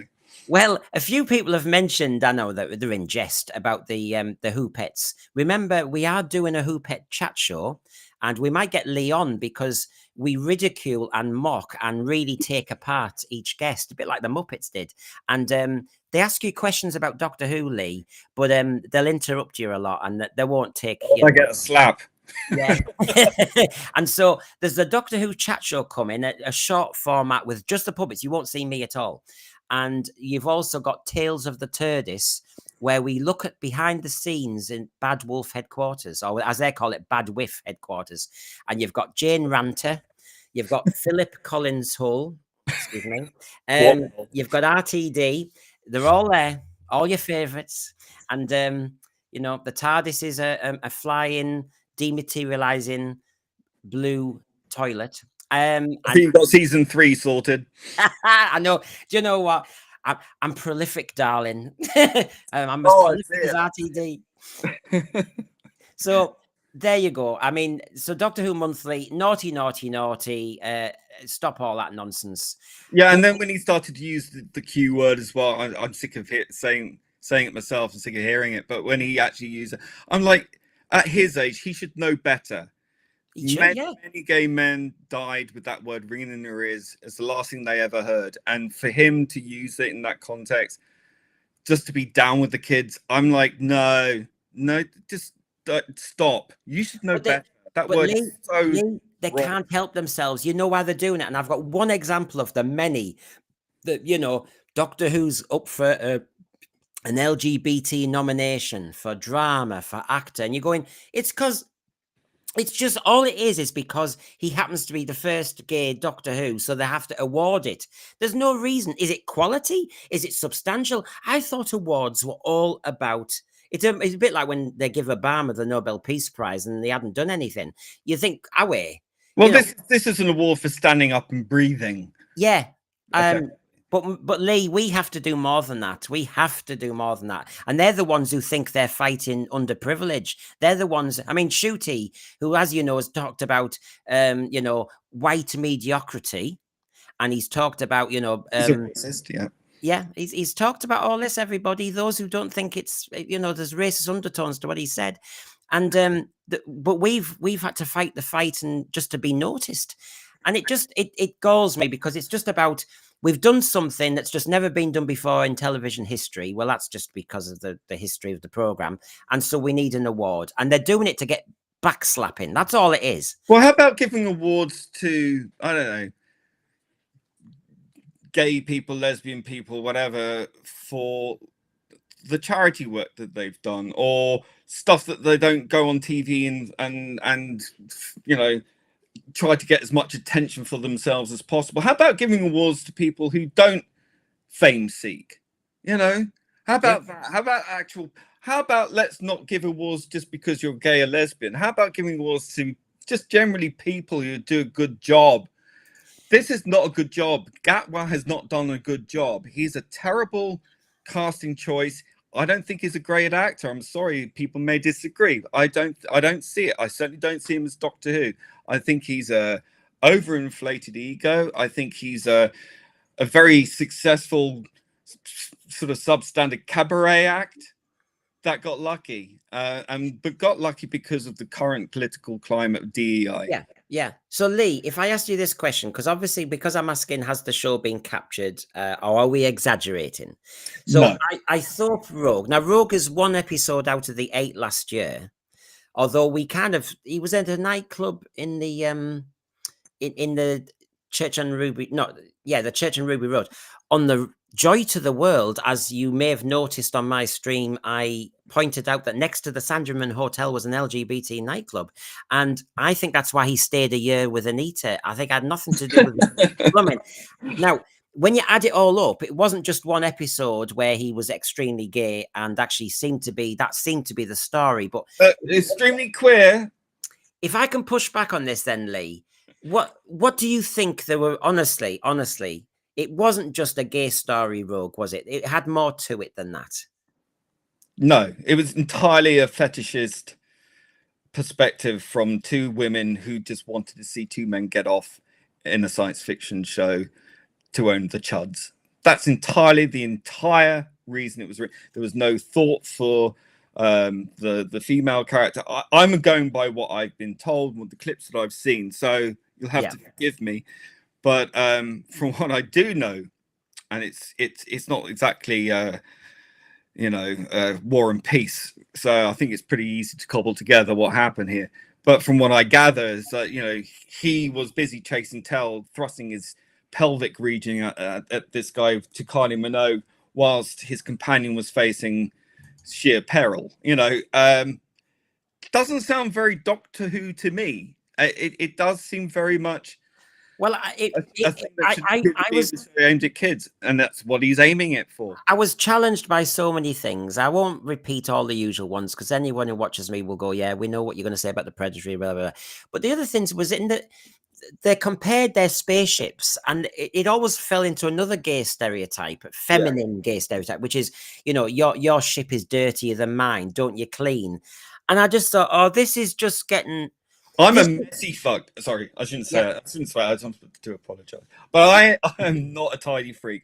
I am not OCD in terms of everything must be proper and must be clean, or all these usual gay stereotypes. I don't like going out looking for drapes and things, or whatever. It's a complete canard, and I'm so tired of particularly these woke so-called liberal women writing gay characters as some sort of fetish for them to flick their bean to. I'm quite. Everybody's different. What we should say is, because obviously it's not just about gay this or anything, is it? It's just that a good writer doesn't want to fall into a stereotype label. Oh, I'll mention one example. RTD doesn't want to do a wheelchair stereotype. So shall we not do a gay stereotype? Shall we not do all the other stereotypes? You want to present a wheelchair character who is deeply unlikable, smug, nasty, venal, and aloof and cold, because that's what that character was in that first season. She was a terrible character with an overpowered wheelchair rocket launcher. Yeah. And don't talk to me about stereotypes. Davros was not a stereotype at all. They say, oh, he's a wheelchair, an evil villain in a wheelchair, or disabled, or whatever, disfigured. Well, that's not a statement about disability at all. It's about a man who overcame his disabilities to create this genius machine, mutant machine that would go out and take over the galaxy. And the other thing is, and Scottish Davros will agree or disagree, but I know we both know roughly where Scottish Davros stands on this. But the issue about, I've decided as RTD to make I know he's not wheelchair bound, but that's how he presented it. Wheelchair bound villain, and now I've decided, so I break that stereotype that he can now walk. Can you imagine being wheelchair bound? How that looks, that somebody has suddenly been to Doctor Who Lourdes and can walk again. It's a sick joke. It is, and this is the thing. They never think these things through. They jump on the bandwagon without any kind of concept of consequence. My brother's got spina bifida, so he's in a wheelchair. He's got a job, he's got a wife, he's got a kid. He's made good for himself. He's got his own house, all the rest of it. And by and large, he lives his life very well. You know, it's a Yeah. struggle like everyone else. He just wants to be treated like everyone else. Why are you making this an issue? It was never an issue before, but you've made it an issue, so now everyone's thinking about it. You do this on purpose to make people think about it, just so you could sit there and be pompous and sanctimonious about it, so you can preach to us about how we should think about it. I don't like being told what to think, and I certainly don't like you using subjects like this to make yourselves feel morally superior. Disabled people, gay people, trans people, whatever, are not there as your crutch to make you look better. And I'm sorry, but I mean, give people escapisms. That's what sci-fi should do. But don't sell a lie that you can go from wheelchair bound to walking again, because you're selling. Salesmen only have lies to sell. Yeah, it's a shame. There's a sadness there, and I think don't manipulate it. And Scottish Davros does not appreciate that change at all. He was so upset. You have no idea how upset he was. You know, I spoke to Scottish Davros, the legend that is, about, he was heartbroken. You have no idea how heartbroken. The guy built his entire channel around that. You know, like, I did this title sequence for it, you know, the Davros chariot and everything. And it's so insulting for these able-bodied people with the support of the woke disabled mindset. So it's like, you've got, it doesn't matter if you're disabled, gay, whatever, if you're on the right side of history in terms of believing what they want to put out, their particular brand of ideology, it doesn't matter if you're disabled or not, as long as you agree.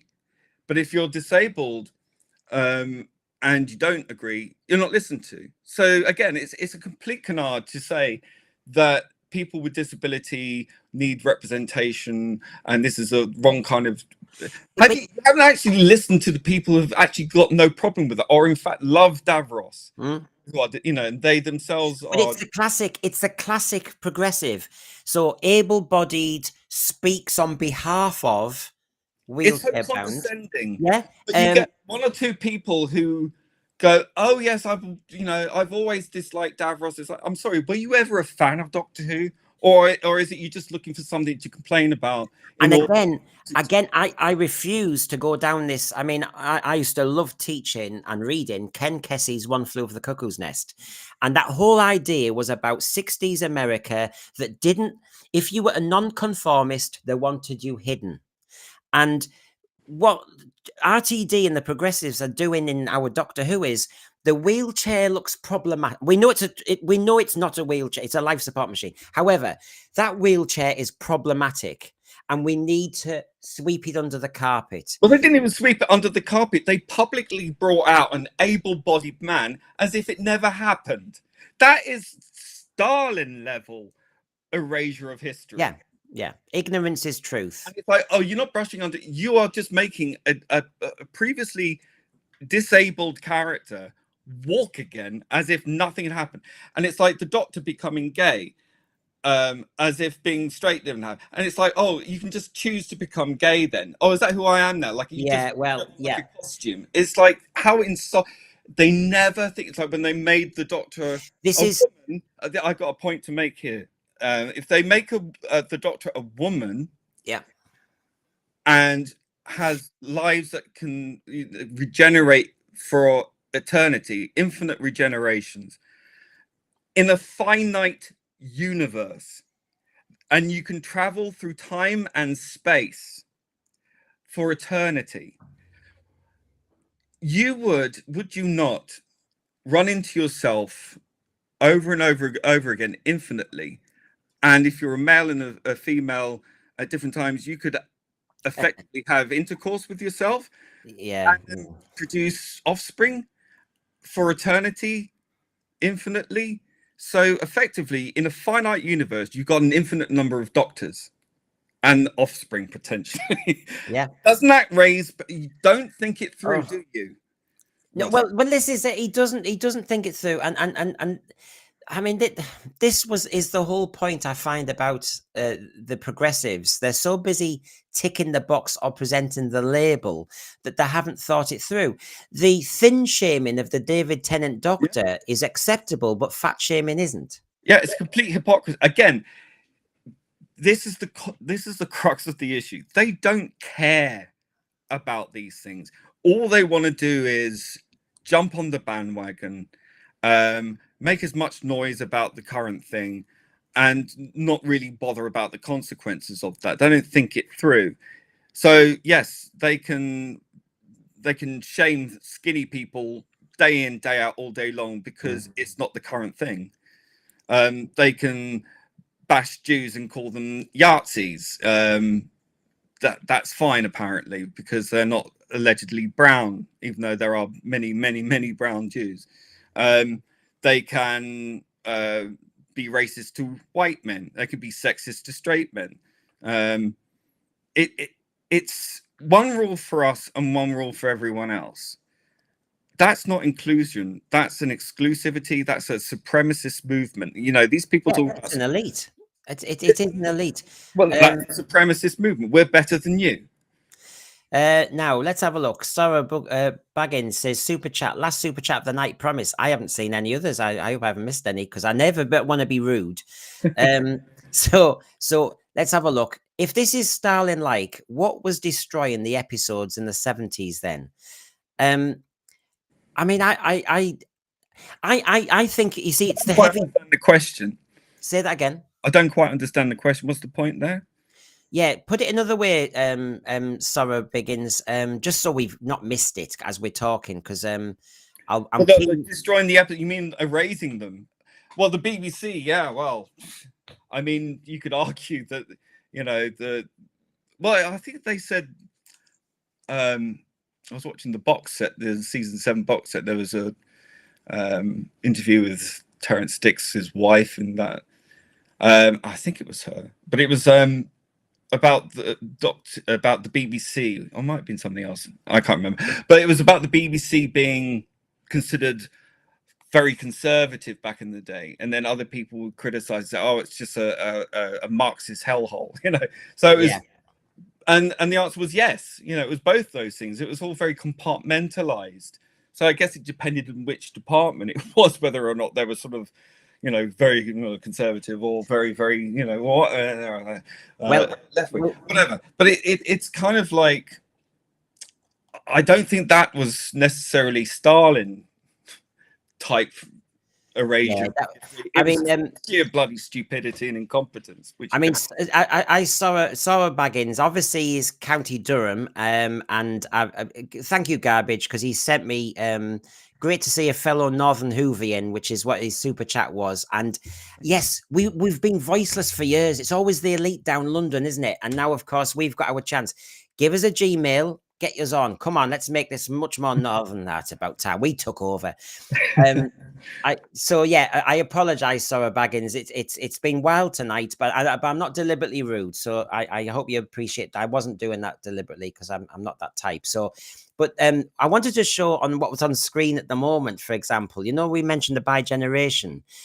Now let's push back, Lee.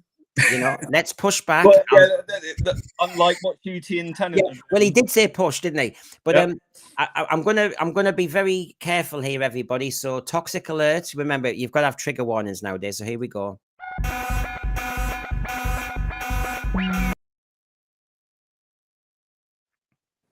Yeah, you've got to be careful. You've got to make everything a safe space for people. So the bi-generation, the aspect we haven't talked about, which I suppose some people would allege, but if the program has been captured, people would say this obviously is homoerotic. But me and Lee are better than this. It's not homoerotic. It was part of the narrative setup, wasn't it? That's what we call bullshit. But yes, I appreciate your straw manning. I mean, they wouldn't have done that with. And they certainly didn't do the David Tennant, Jodie Whittaker regeneration like that, did they? Didn't they do that? That would be very egalitarian, wouldn't it? Yes. And do you know what? They would have got complaints straight away about that. I bet you. And why didn't the toy maker just shoot them with a cannon there and then? Two with one stone. Well, he was getting turned on. He obviously was enjoying it and just thought, oh, well, this is cheaper than going into some sort of Bangkok lap dance club. So I honestly, I know it makes no sense at all. But, you know, when I keep saying, has the agenda captured the program? You look at this imagery, and as people say, there's no other way you can read it from where the special effect is to why it's acceptable that the first gay male doctor has to have a scene like that and in his undies. Who the hell decided that? RTD. Who rubber stamped it? The BBC.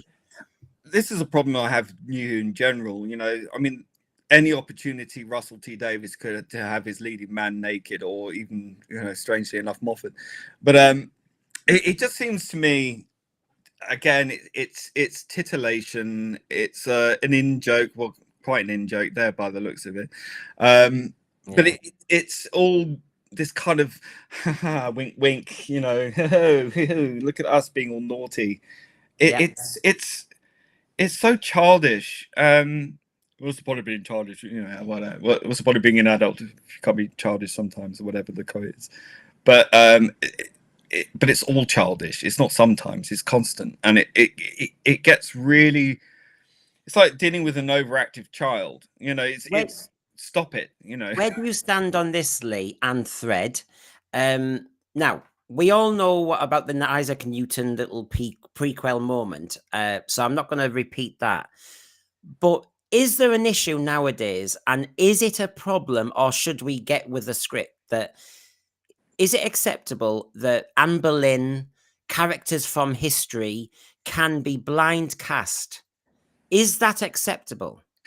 It only seems acceptable when it's a white historical figure. I think they'd have conniption fits if it were, you know, any other way around. You know, I just think it's such a pernicious lie to do this, and it only goes in one direction, and I find that just so unnecessarily. So why are you trying so hard to piss off the vast majority of the people in this country and then expect them to turn up and watch your show when all you're doing is belittling them, destroying their culture, lying about history, when a show about time travel that used to be a show about history in terms of educational, yes, you know, in the 60s, and then fine, it wasn't that for a long time, but then you try and present history as a lie. And it was Moffat who originally said that they wanted to present history,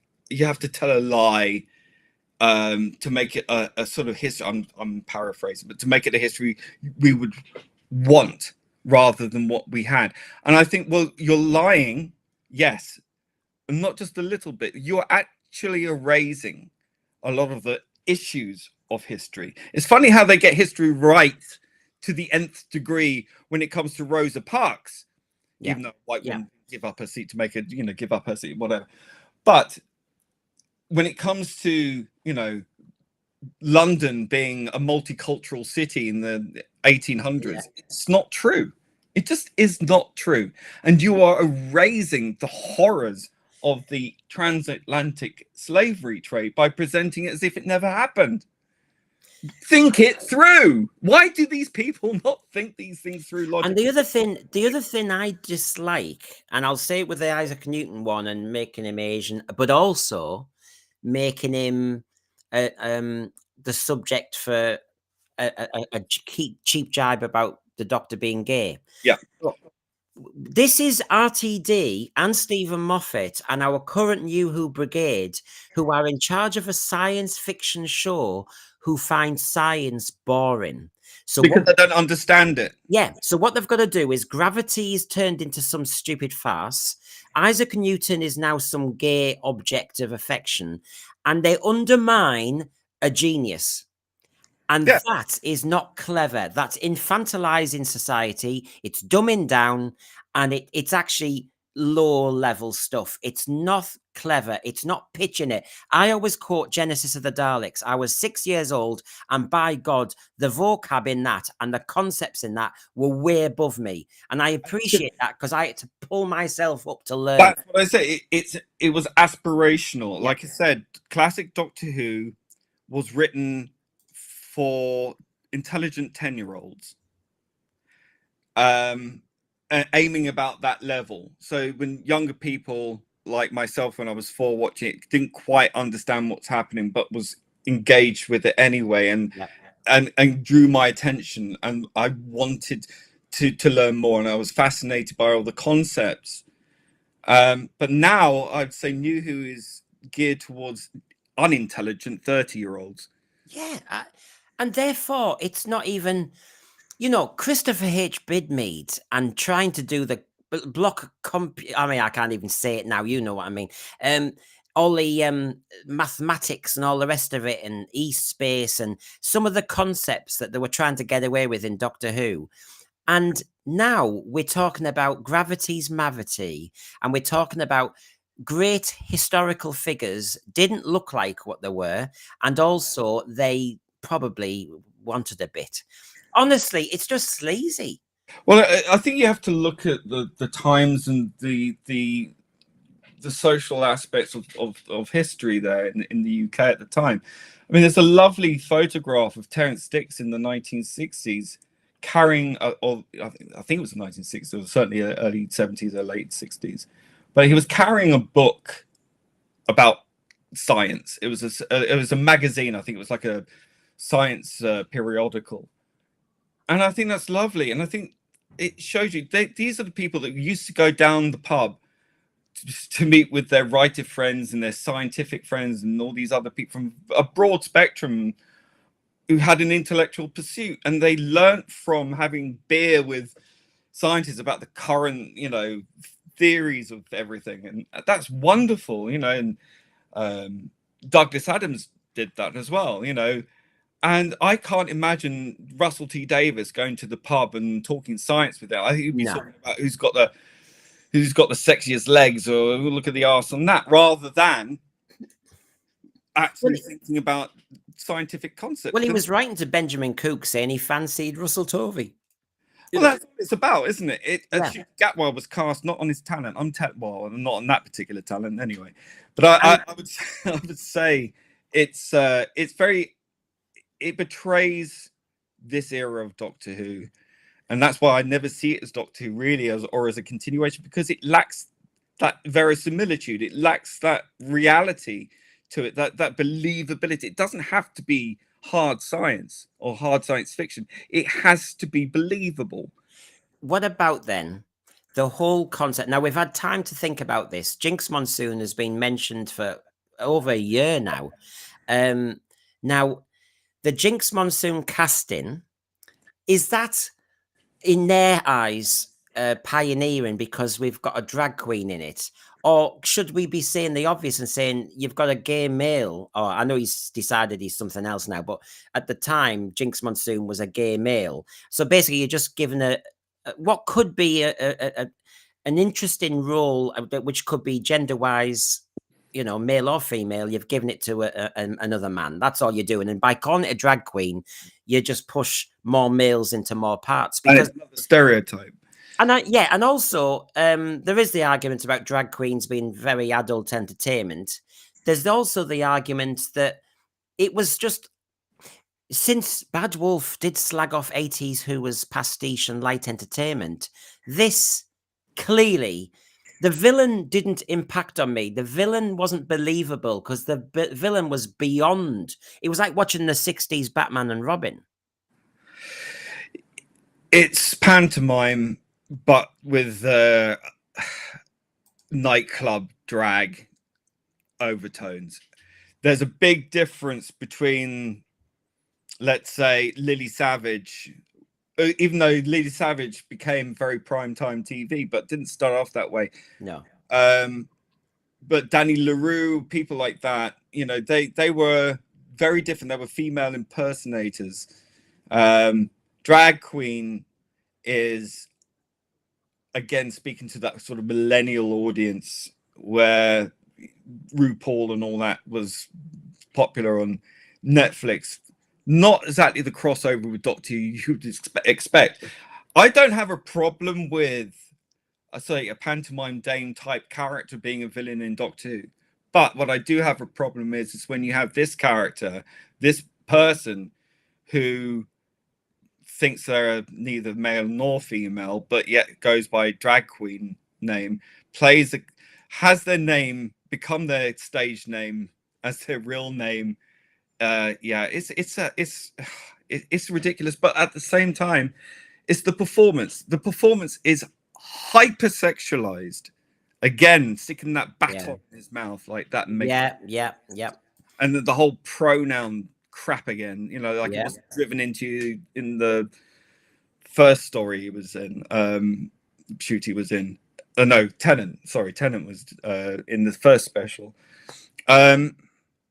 This is not any kind of representation that I'm particularly happy with.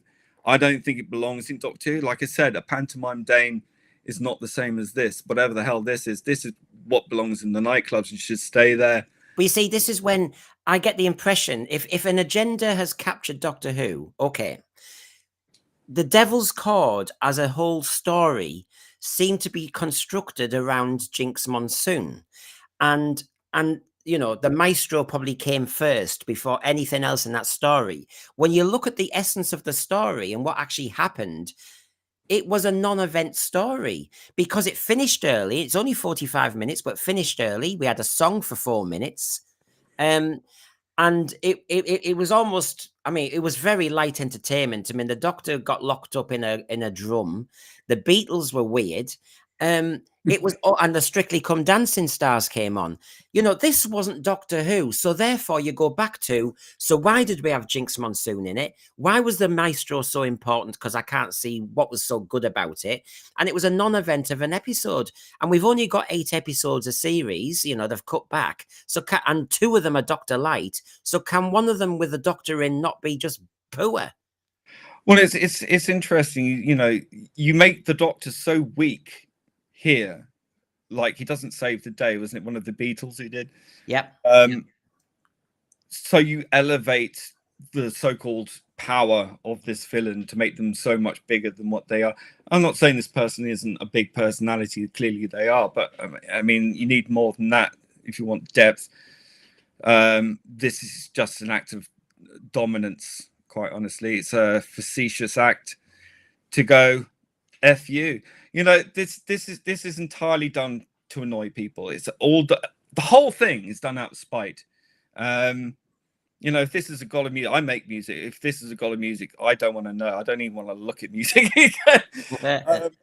But look, yeah, again, I don't have a problem with Jinx Monsoon as a performer or whatever. Do that. A lot of people, a lot of women, particularly, do have a problem with it. Again, so here we are with the double standards. You know, back to a comment that the Arbiter made. You know, drag queens are effectively gendered minstrel shows. Yeah. And I think history could very well, I mean, it's amazing how current people today in this Doctor Who fandom and indeed the production company want to tell us how bad the past was and how distasteful it was and how attitudes were so backwards back then and how we were so much more enlightened these days, blah, blah, blah. But one day that same argument is going to be leveled at them. I can't wait for it, quite honestly. And I think that a lot of this sort of drag queen stuff is going to be looked at in much the same way as the black and white minstrel show was back in the 70s, and maybe that is right. Well, what about because this agenda I loosely kind of formed for this show, we haven't even gone way into DEI, and my example here is, you know, one of the writers of season 2, not a renowned sci-fi writer, no, but a very prolific anti-Semite. Yeah, I don't know that, but I know you do. Yeah, so I'll let you say it. Yeah. The 4th paragraph here. Is this an issue or are we just too triggered? In the 4th paragraph, this writer of New Who basically seems to be quoting plot from New Who, dismissing Classic Who and therefore changes what the Doctor is. The Doctor's a displaced refugee. No, he's not. He's from a war-torn planet. No, he's not. He arrives on Earth with a screwdriver. He didn't. William Hartnell did not have a screwdriver. And it just goes on. And you're thinking, you see, the agenda's one thing, but on top of the agenda within storylines is this DEI possible, I need to prove it, don't I? But this person doesn't seem to know Classic Who, and it seems to be allowed by RTD that you dismiss Classic Who because obviously it's an embarrassment and there's bits in it they don't like. So what we do is the Doctor actually is a refugee because that's cooler. Sorry, that is a lie and it's a fabrication. Well, it's a lie built upon a lie built upon a lie. This is what they do. This is what they always do. The whole revision of history, the whole destruction of the past in order to create the new, all in RTD's image. This is an ego trip for Russell T Davies. He is fetishizing race. He's fetishizing gender. He's fetishizing all these things in order to make himself look good and part of the New World Order, which is, you know, the right side of history. I've never heard anything so skin-crawlingly familiar, you know, as someone whose ancestry went through the concentration camps. You know, this kind of it strikes me very similar, sort of, we're on the right side of history. I'm sure a bunch of other people back in the day thought the same thing. And it never ends well. I don't have issue with these writers per se. I haven't seen any of their work. I don't know, so I can't comment on that. But what I can comment on is the fact that Russell T Davies has made it his mission to not introduce the concepts of Doctor Who which were originally wrought by much better creators and writers than him. And instead, he's clearly just got a bunch of people who have blown enough smoke up his derriere to give them the job purely based on the fact that he likes their politics. He likes the fact that they are, you know, the right skin color, the right gender, or the right sexuality, rather than what they write, which will probably be political stuff in terms of the stuff that he likes, that he agrees with. But interesting that he doesn't correct him, or he doesn't say. He obviously allows these people to go out and say whatever as he hasn't clearly educated them in the history of the show, because this is the greatest tribute RTD can get, which is it's New Who that was the inspiration and not Sidney Newman's, David Whittaker's and Verity Lambert's. Better people. Yeah. But the level of disrespect to actually say we're actually going to rewrite what other people did to invent this show. I'm sorry, but the Doctor was a wanderer in the fourth dimension, end of. He was an exile. That's what he said. And to rewrite that for the sake of the topical vibe at the time is way beyond, because you are really just saying, look, the writers and the originators, the brave people who pitched this program, the people who fought the corner of this program when it was hard to do and it wasn't popular, and, you know, Verity Lambert, a very brave woman, and she went up against, as you know, Sidney Newman, and she called the shots regarding the Daleks, for example. You know, these people fought the fight, and for him to just allow new people into the show to say, actually, we're going to ignore all that because we quite like this version, and it's actually our version. It's called capturing. Mm-hmm. It's colonization, ironically.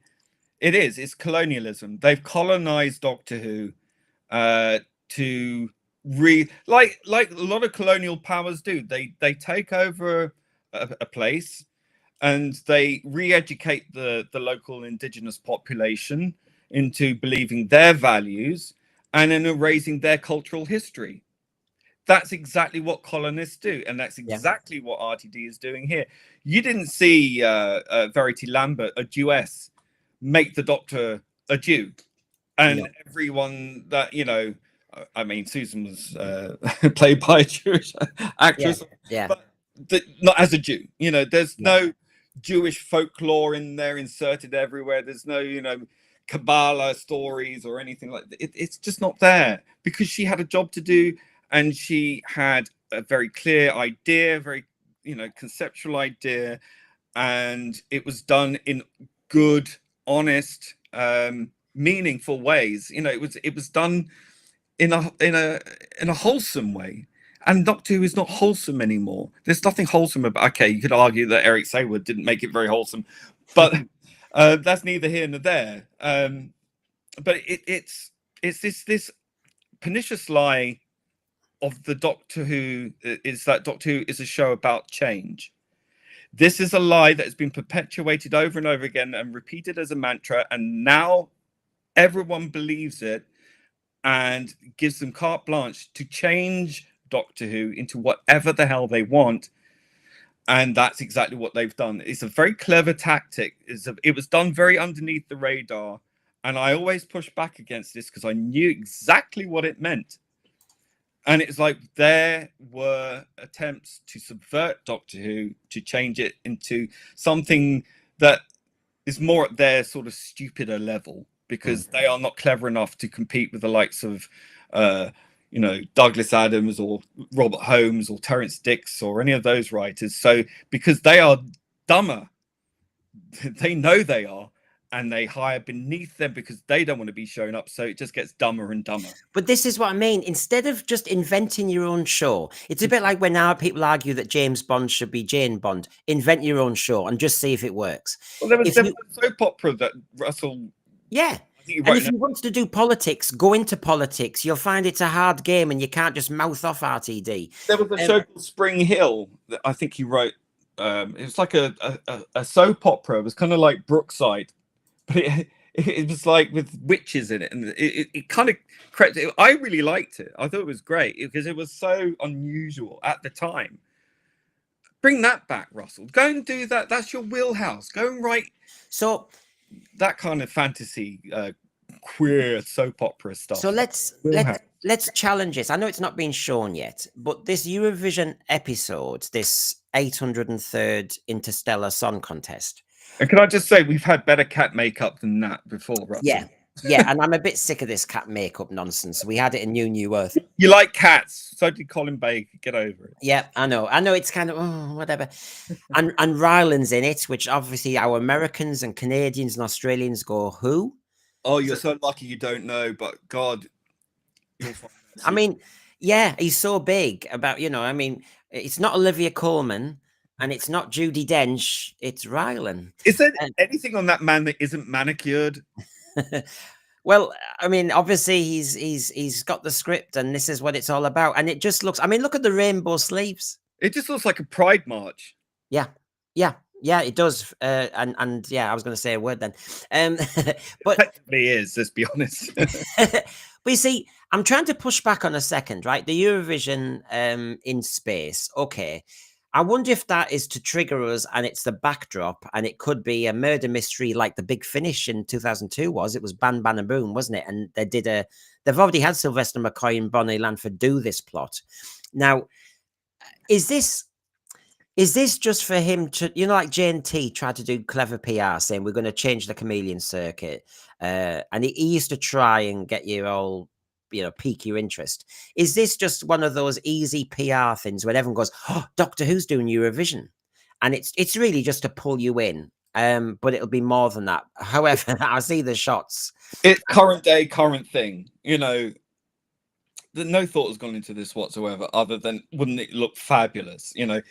For me, I wouldn't be at all surprised, as we know that what's his face, the writer, Juno Dawson. Yeah, that's the one. Is a fan of the Seventh Doctor era. So big, greatest show in the galaxy vibe. Yes, the gods of Ragnarok. Yeah, I wouldn't be surprised. Maybe. I honestly don't care if it is. Yikes! Pastiche. What was that? Well, look at this. Turn it. I'll tell you what. It's a brave person who, in the current kind of vibe with Doctor Who, has decided show Doctor Who as a two-dimensional character, because The that's irony of ironies. exactly, because that's exactly what he's been turned into. We don't need a cartoon, RTD. The You've done it. terrible. Oh my goodness, the green screen. Look at the artifacting around the. Oh, that's terribly done. I'm sorry, but you know what? At least they've gone for the classic Hanna-Barbera look Yes. rather than the Yeah. current day Cal Arts rubbish. So Oh well, that's... I'm waiting for the episode when Doctor Who meets Josie and the Pussycats in outer space. Then I'm up for it. I'm waiting. Or the Funky Phantom. I love the Funky Phantom. So, and you know, you just get to see what's going, and you can see in Aya Ellam's episode. Look at all the casting; it's wonderful. Do you know what I noticed? And I've thought about this. White people anyway, they're just such a nuisance, right? Do you know what I've thought about though? When you look at the 8 episodes of season 1 and the 8 episodes of season 2, they're a mirror image, apart from Dot and Bubble. When it was placed in season 1, it was an all-white cast, and he made a point of it. And at the same point in season 2, it's an all-black cast. And so season 1 and 2, Space Babies, it was a silly, frothy start. He seems to like those silly, frothy starts. And season 2, it's the robot revolution, and it looks lightweight. And they work through the same way. Eurovision, the Eurovision is at the same point as Rogue was in season 1. So we've got the camp, the gay. They've followed the same pattern. So what's interesting is he's gone for the Dot and Bubble episode was episode 5, all white. Episode 5 of this series, all black. I wouldn't be surprised if you extrapolated his formula out to his original run, that you would start seeing those same patterns again. I mean, they have repeated themselves so many times, and it's funny, they keep repeating themselves. You think if by repeating yourselves you'd remember your own canon, but they seem to forget that. But yeah, look, I mean, are we surprised at this point? I mean, the whole thing with that Dot and Bubble thing, it's funny because I'm sure some of them wasn't one of them trans or non-binary or something, and they were white supremacists. What does that? What message are you trying to tell, Russell? The fact that they were all white, we didn't notice. Well, I said this is what he said here. I mean, I've got his quote. I mean, Shooty first of all says the final episode in episode 5. People will remember that scene. I did, because it was as the cameras started rolling, it was the make or break moment. You have to dig deep and pull out something that will blow everyone on this set away. And I bloody well did. Oh, good for you, mate. Play your own trumpet. So there you go. I mean, it was you missed a treat there with he cried. I did. But what was said in Unleashed, and this is when actually RTD shouldn't be unleashed. He should never be anywhere near it. He said, I think the main response to Dot and Bubble will be about the ending. What we can't tell is how many people will have worked it out before the ending, because they've seen white person after white person after white person.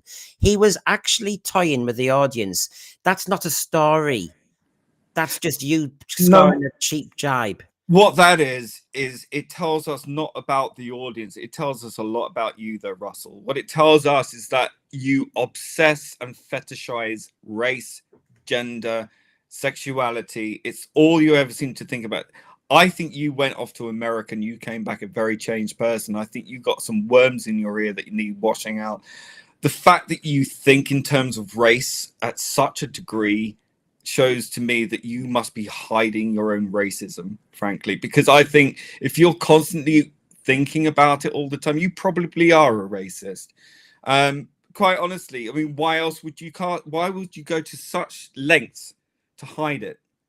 I think you're telling us a bit more about yourself, Russell, not about your audience. Well, and that's what I've been saying in my saloons, Lee. For example, RTD, the great toy maker, he sees Classic Who as all his toys to play with.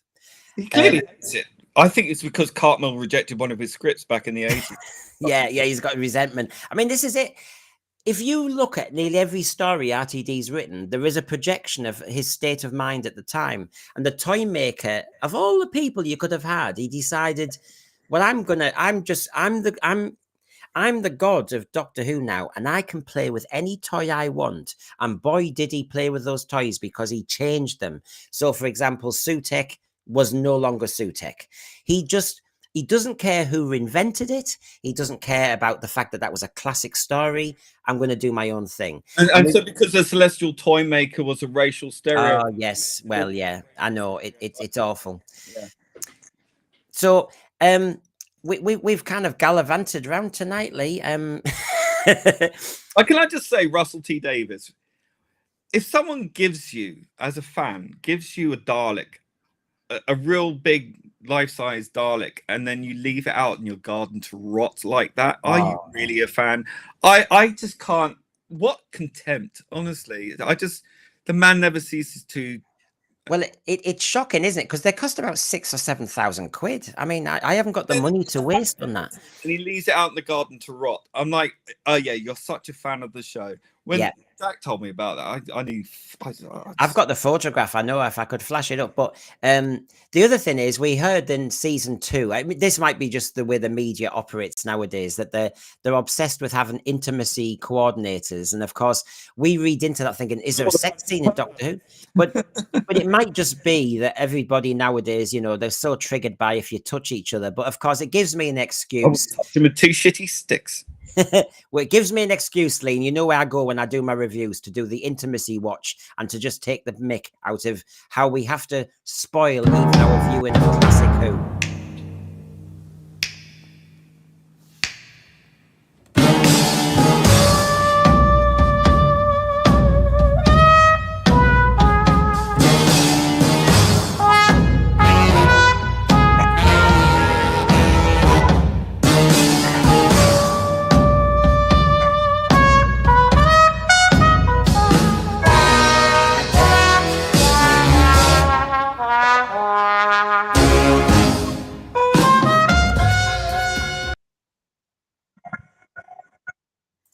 There you go.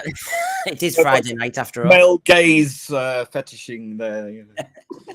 Well, this is it. I'm trying to please the punters, as it were. We're not all gay. But I mean, Lee, is there anything I've missed out tonight? Because you did want to come on and vent, so to speak. Well, I mean, it's people probably sick to the hind teeth of me ranting on, but quite honestly, I mean, for me, the show hasn't been Doctor Who really since the beginning of New Who. I mean, I tried to get on board. I kind of enjoyed some of it, most of it. It's during the Matt Smith era I started really going, God, this is getting worse. I kept watching because I kept expecting and hoping it would get better, but it didn't. It just got worse and worse and worse. And I just think, I know that, some things I say might rub people up the wrong way, but I am expressing my opinion, and I am often, when I talk about the future of the show, I'm talking about in terms of what I've been told in confidence by people who are interconnected with people who are involved, and that the future is not bright. No. The Disney thing, I'm sorry, it is the case, and it is in trouble, and I think it's you can only put the rose-tinted glasses on for so long before it's going to hurt more if you still believe that the future is bright here. And even if you do want it to go on, do you really want it to be like this? I think that the worst thing we can do as a fandom is to capitulate to this nonsense. We can sit here and rant and rave, but ultimately, if you're putting your eyes to the screen and supporting this and going, oh, that trailer looks good, I might give it another go. How many times have you said that to yourself? And how many times have you been bitterly disappointed? I just urge you to really consider that what's best for the show. Ask yourself, if I keep watching it, if I keep supporting it, if I keep going down this road, will it get better? Ask yourself that honestly. And if the answer is no, then don't support it, because you're only going to get more of the same. It's acquiescence. Your silence is acquiescence to their agenda. You can shout and rave about it like we've done tonight, but ultimately it doesn't change anything. The only thing that changes is if you don't give them what they want. And quite honestly, like, I had this debate on another channel in the chat where I was saying about the season 7 box set was woefully underserved, quite badly. And this seemed to be a controversial opinion, but I had so many people going, oh, thank God you said it. Yeah, and that's the thing. You can't. I just say I've always spoken my mind, and I know that rubs people up the wrong way. But I will say I'd much rather that than be a coward, and or much. I'm not saying if you don't say anything, you are a coward. But I am saying that a lot of cowardly people don't say anything. Well, and frankly, if you don't, nothing will change. And this fandom seems to just accept any old crap and just go, well, mustn't grumble. No, yeah, grumble. yeah, they sometimes look at, you know, the whole episode of 45 minutes didn't really deliver Doctor Who, but that character represented me, so therefore I'm proud of this program. You're going, no, don't drop your standards. Yeah.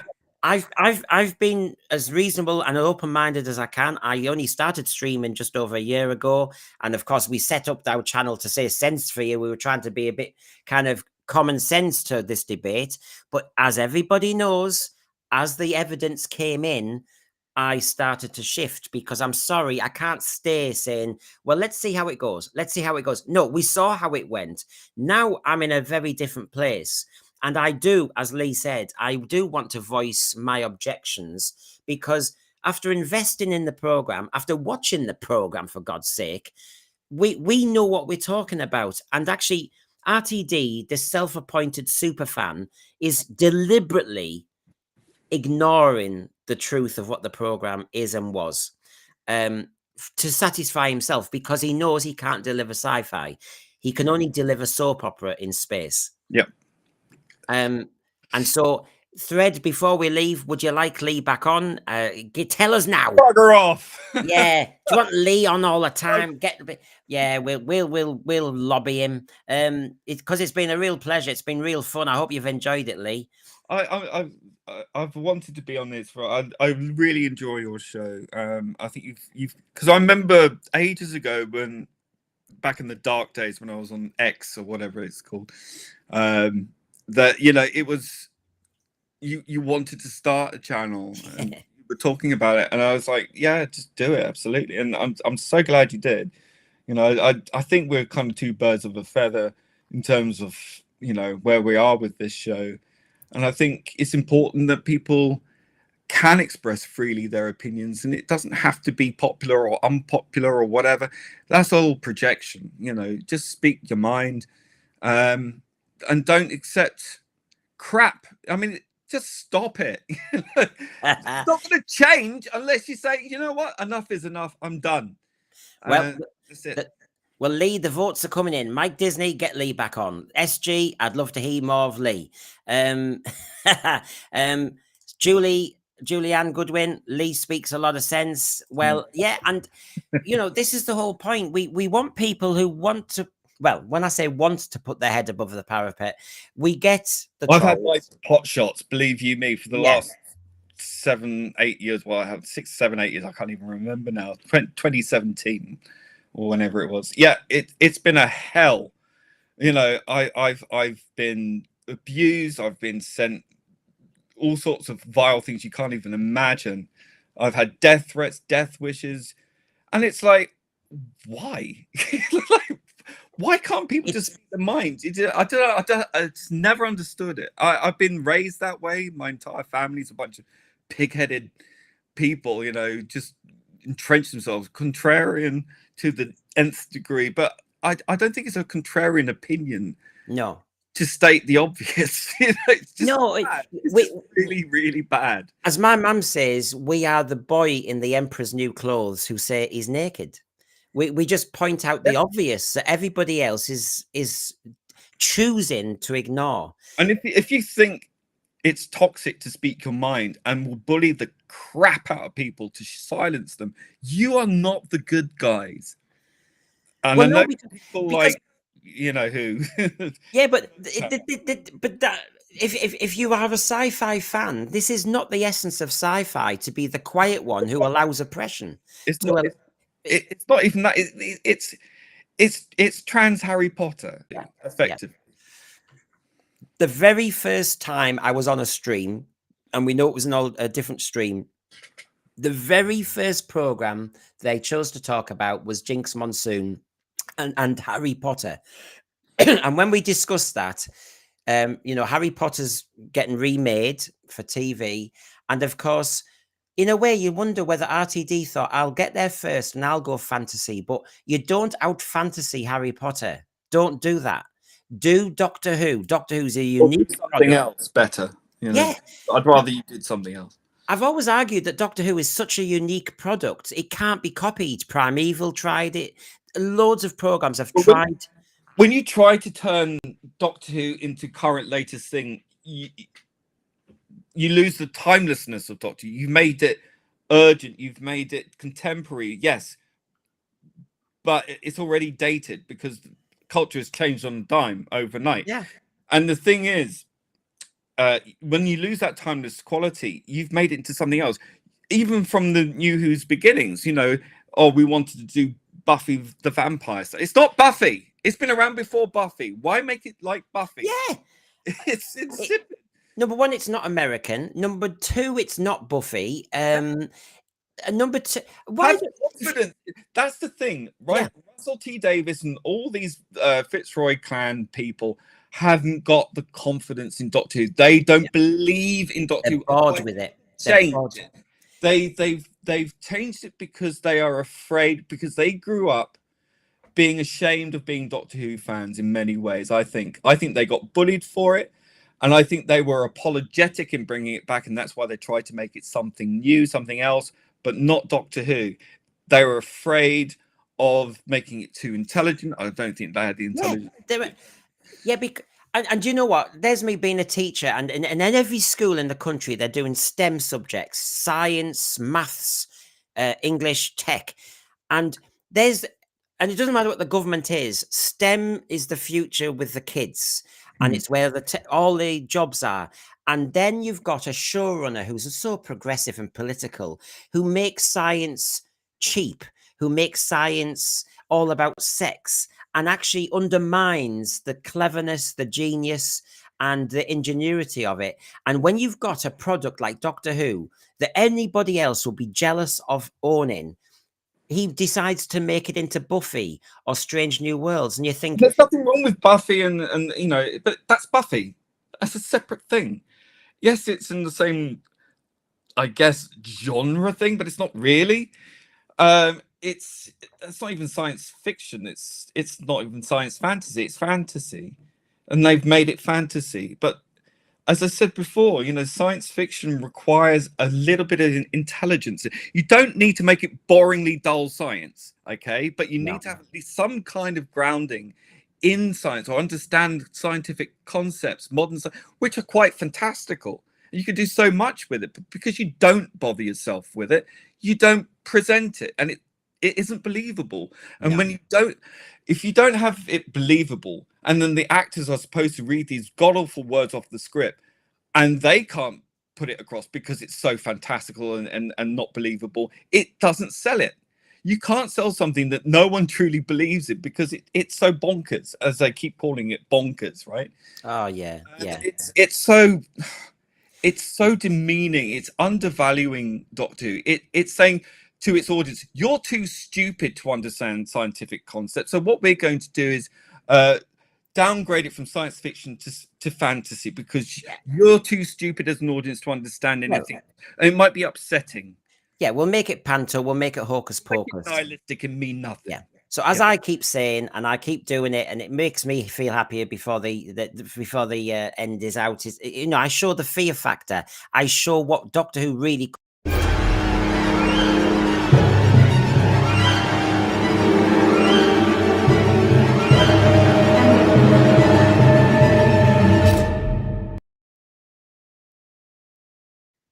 It's dead easy, really, to be quite honest. Now, Lee, I suppose we better go. It's been a great night. I hope we can get you back on again. I'll chat to you after this. But thanks everybody for joining. Make sure you have subscribed. Make sure you've given us a like. We've busted a gut tonight, and I think we've covered a lot of angles. Now, A lot of whether anger. yeah, I was very passionate early on. I was like, well, that's fine. That's my test. your good value. I mean that, but have we proven that Doctor Who's been captured? We don't want to prove we're right on that one because it means the Doctor Who program is well and truly stuffed. It's self-evident anyway. But I think the range of evidence is a concern. So the rumors we hear that maybe Doctor Who is going to have a hiatus for lots of reasons, and we might have to wait a few years for certain contracts to finish because the BBC ballsed up as usual. And there's a lot of An iconoclast. I like that. Thank you so much. I feel very pleased now. Well, that's it. No, I mean, look, there's some lovely messages I'm just seeing in the. I always say the margin. I'm useless. Mad Mackham, you see, he's a northerner, modern iconoclast.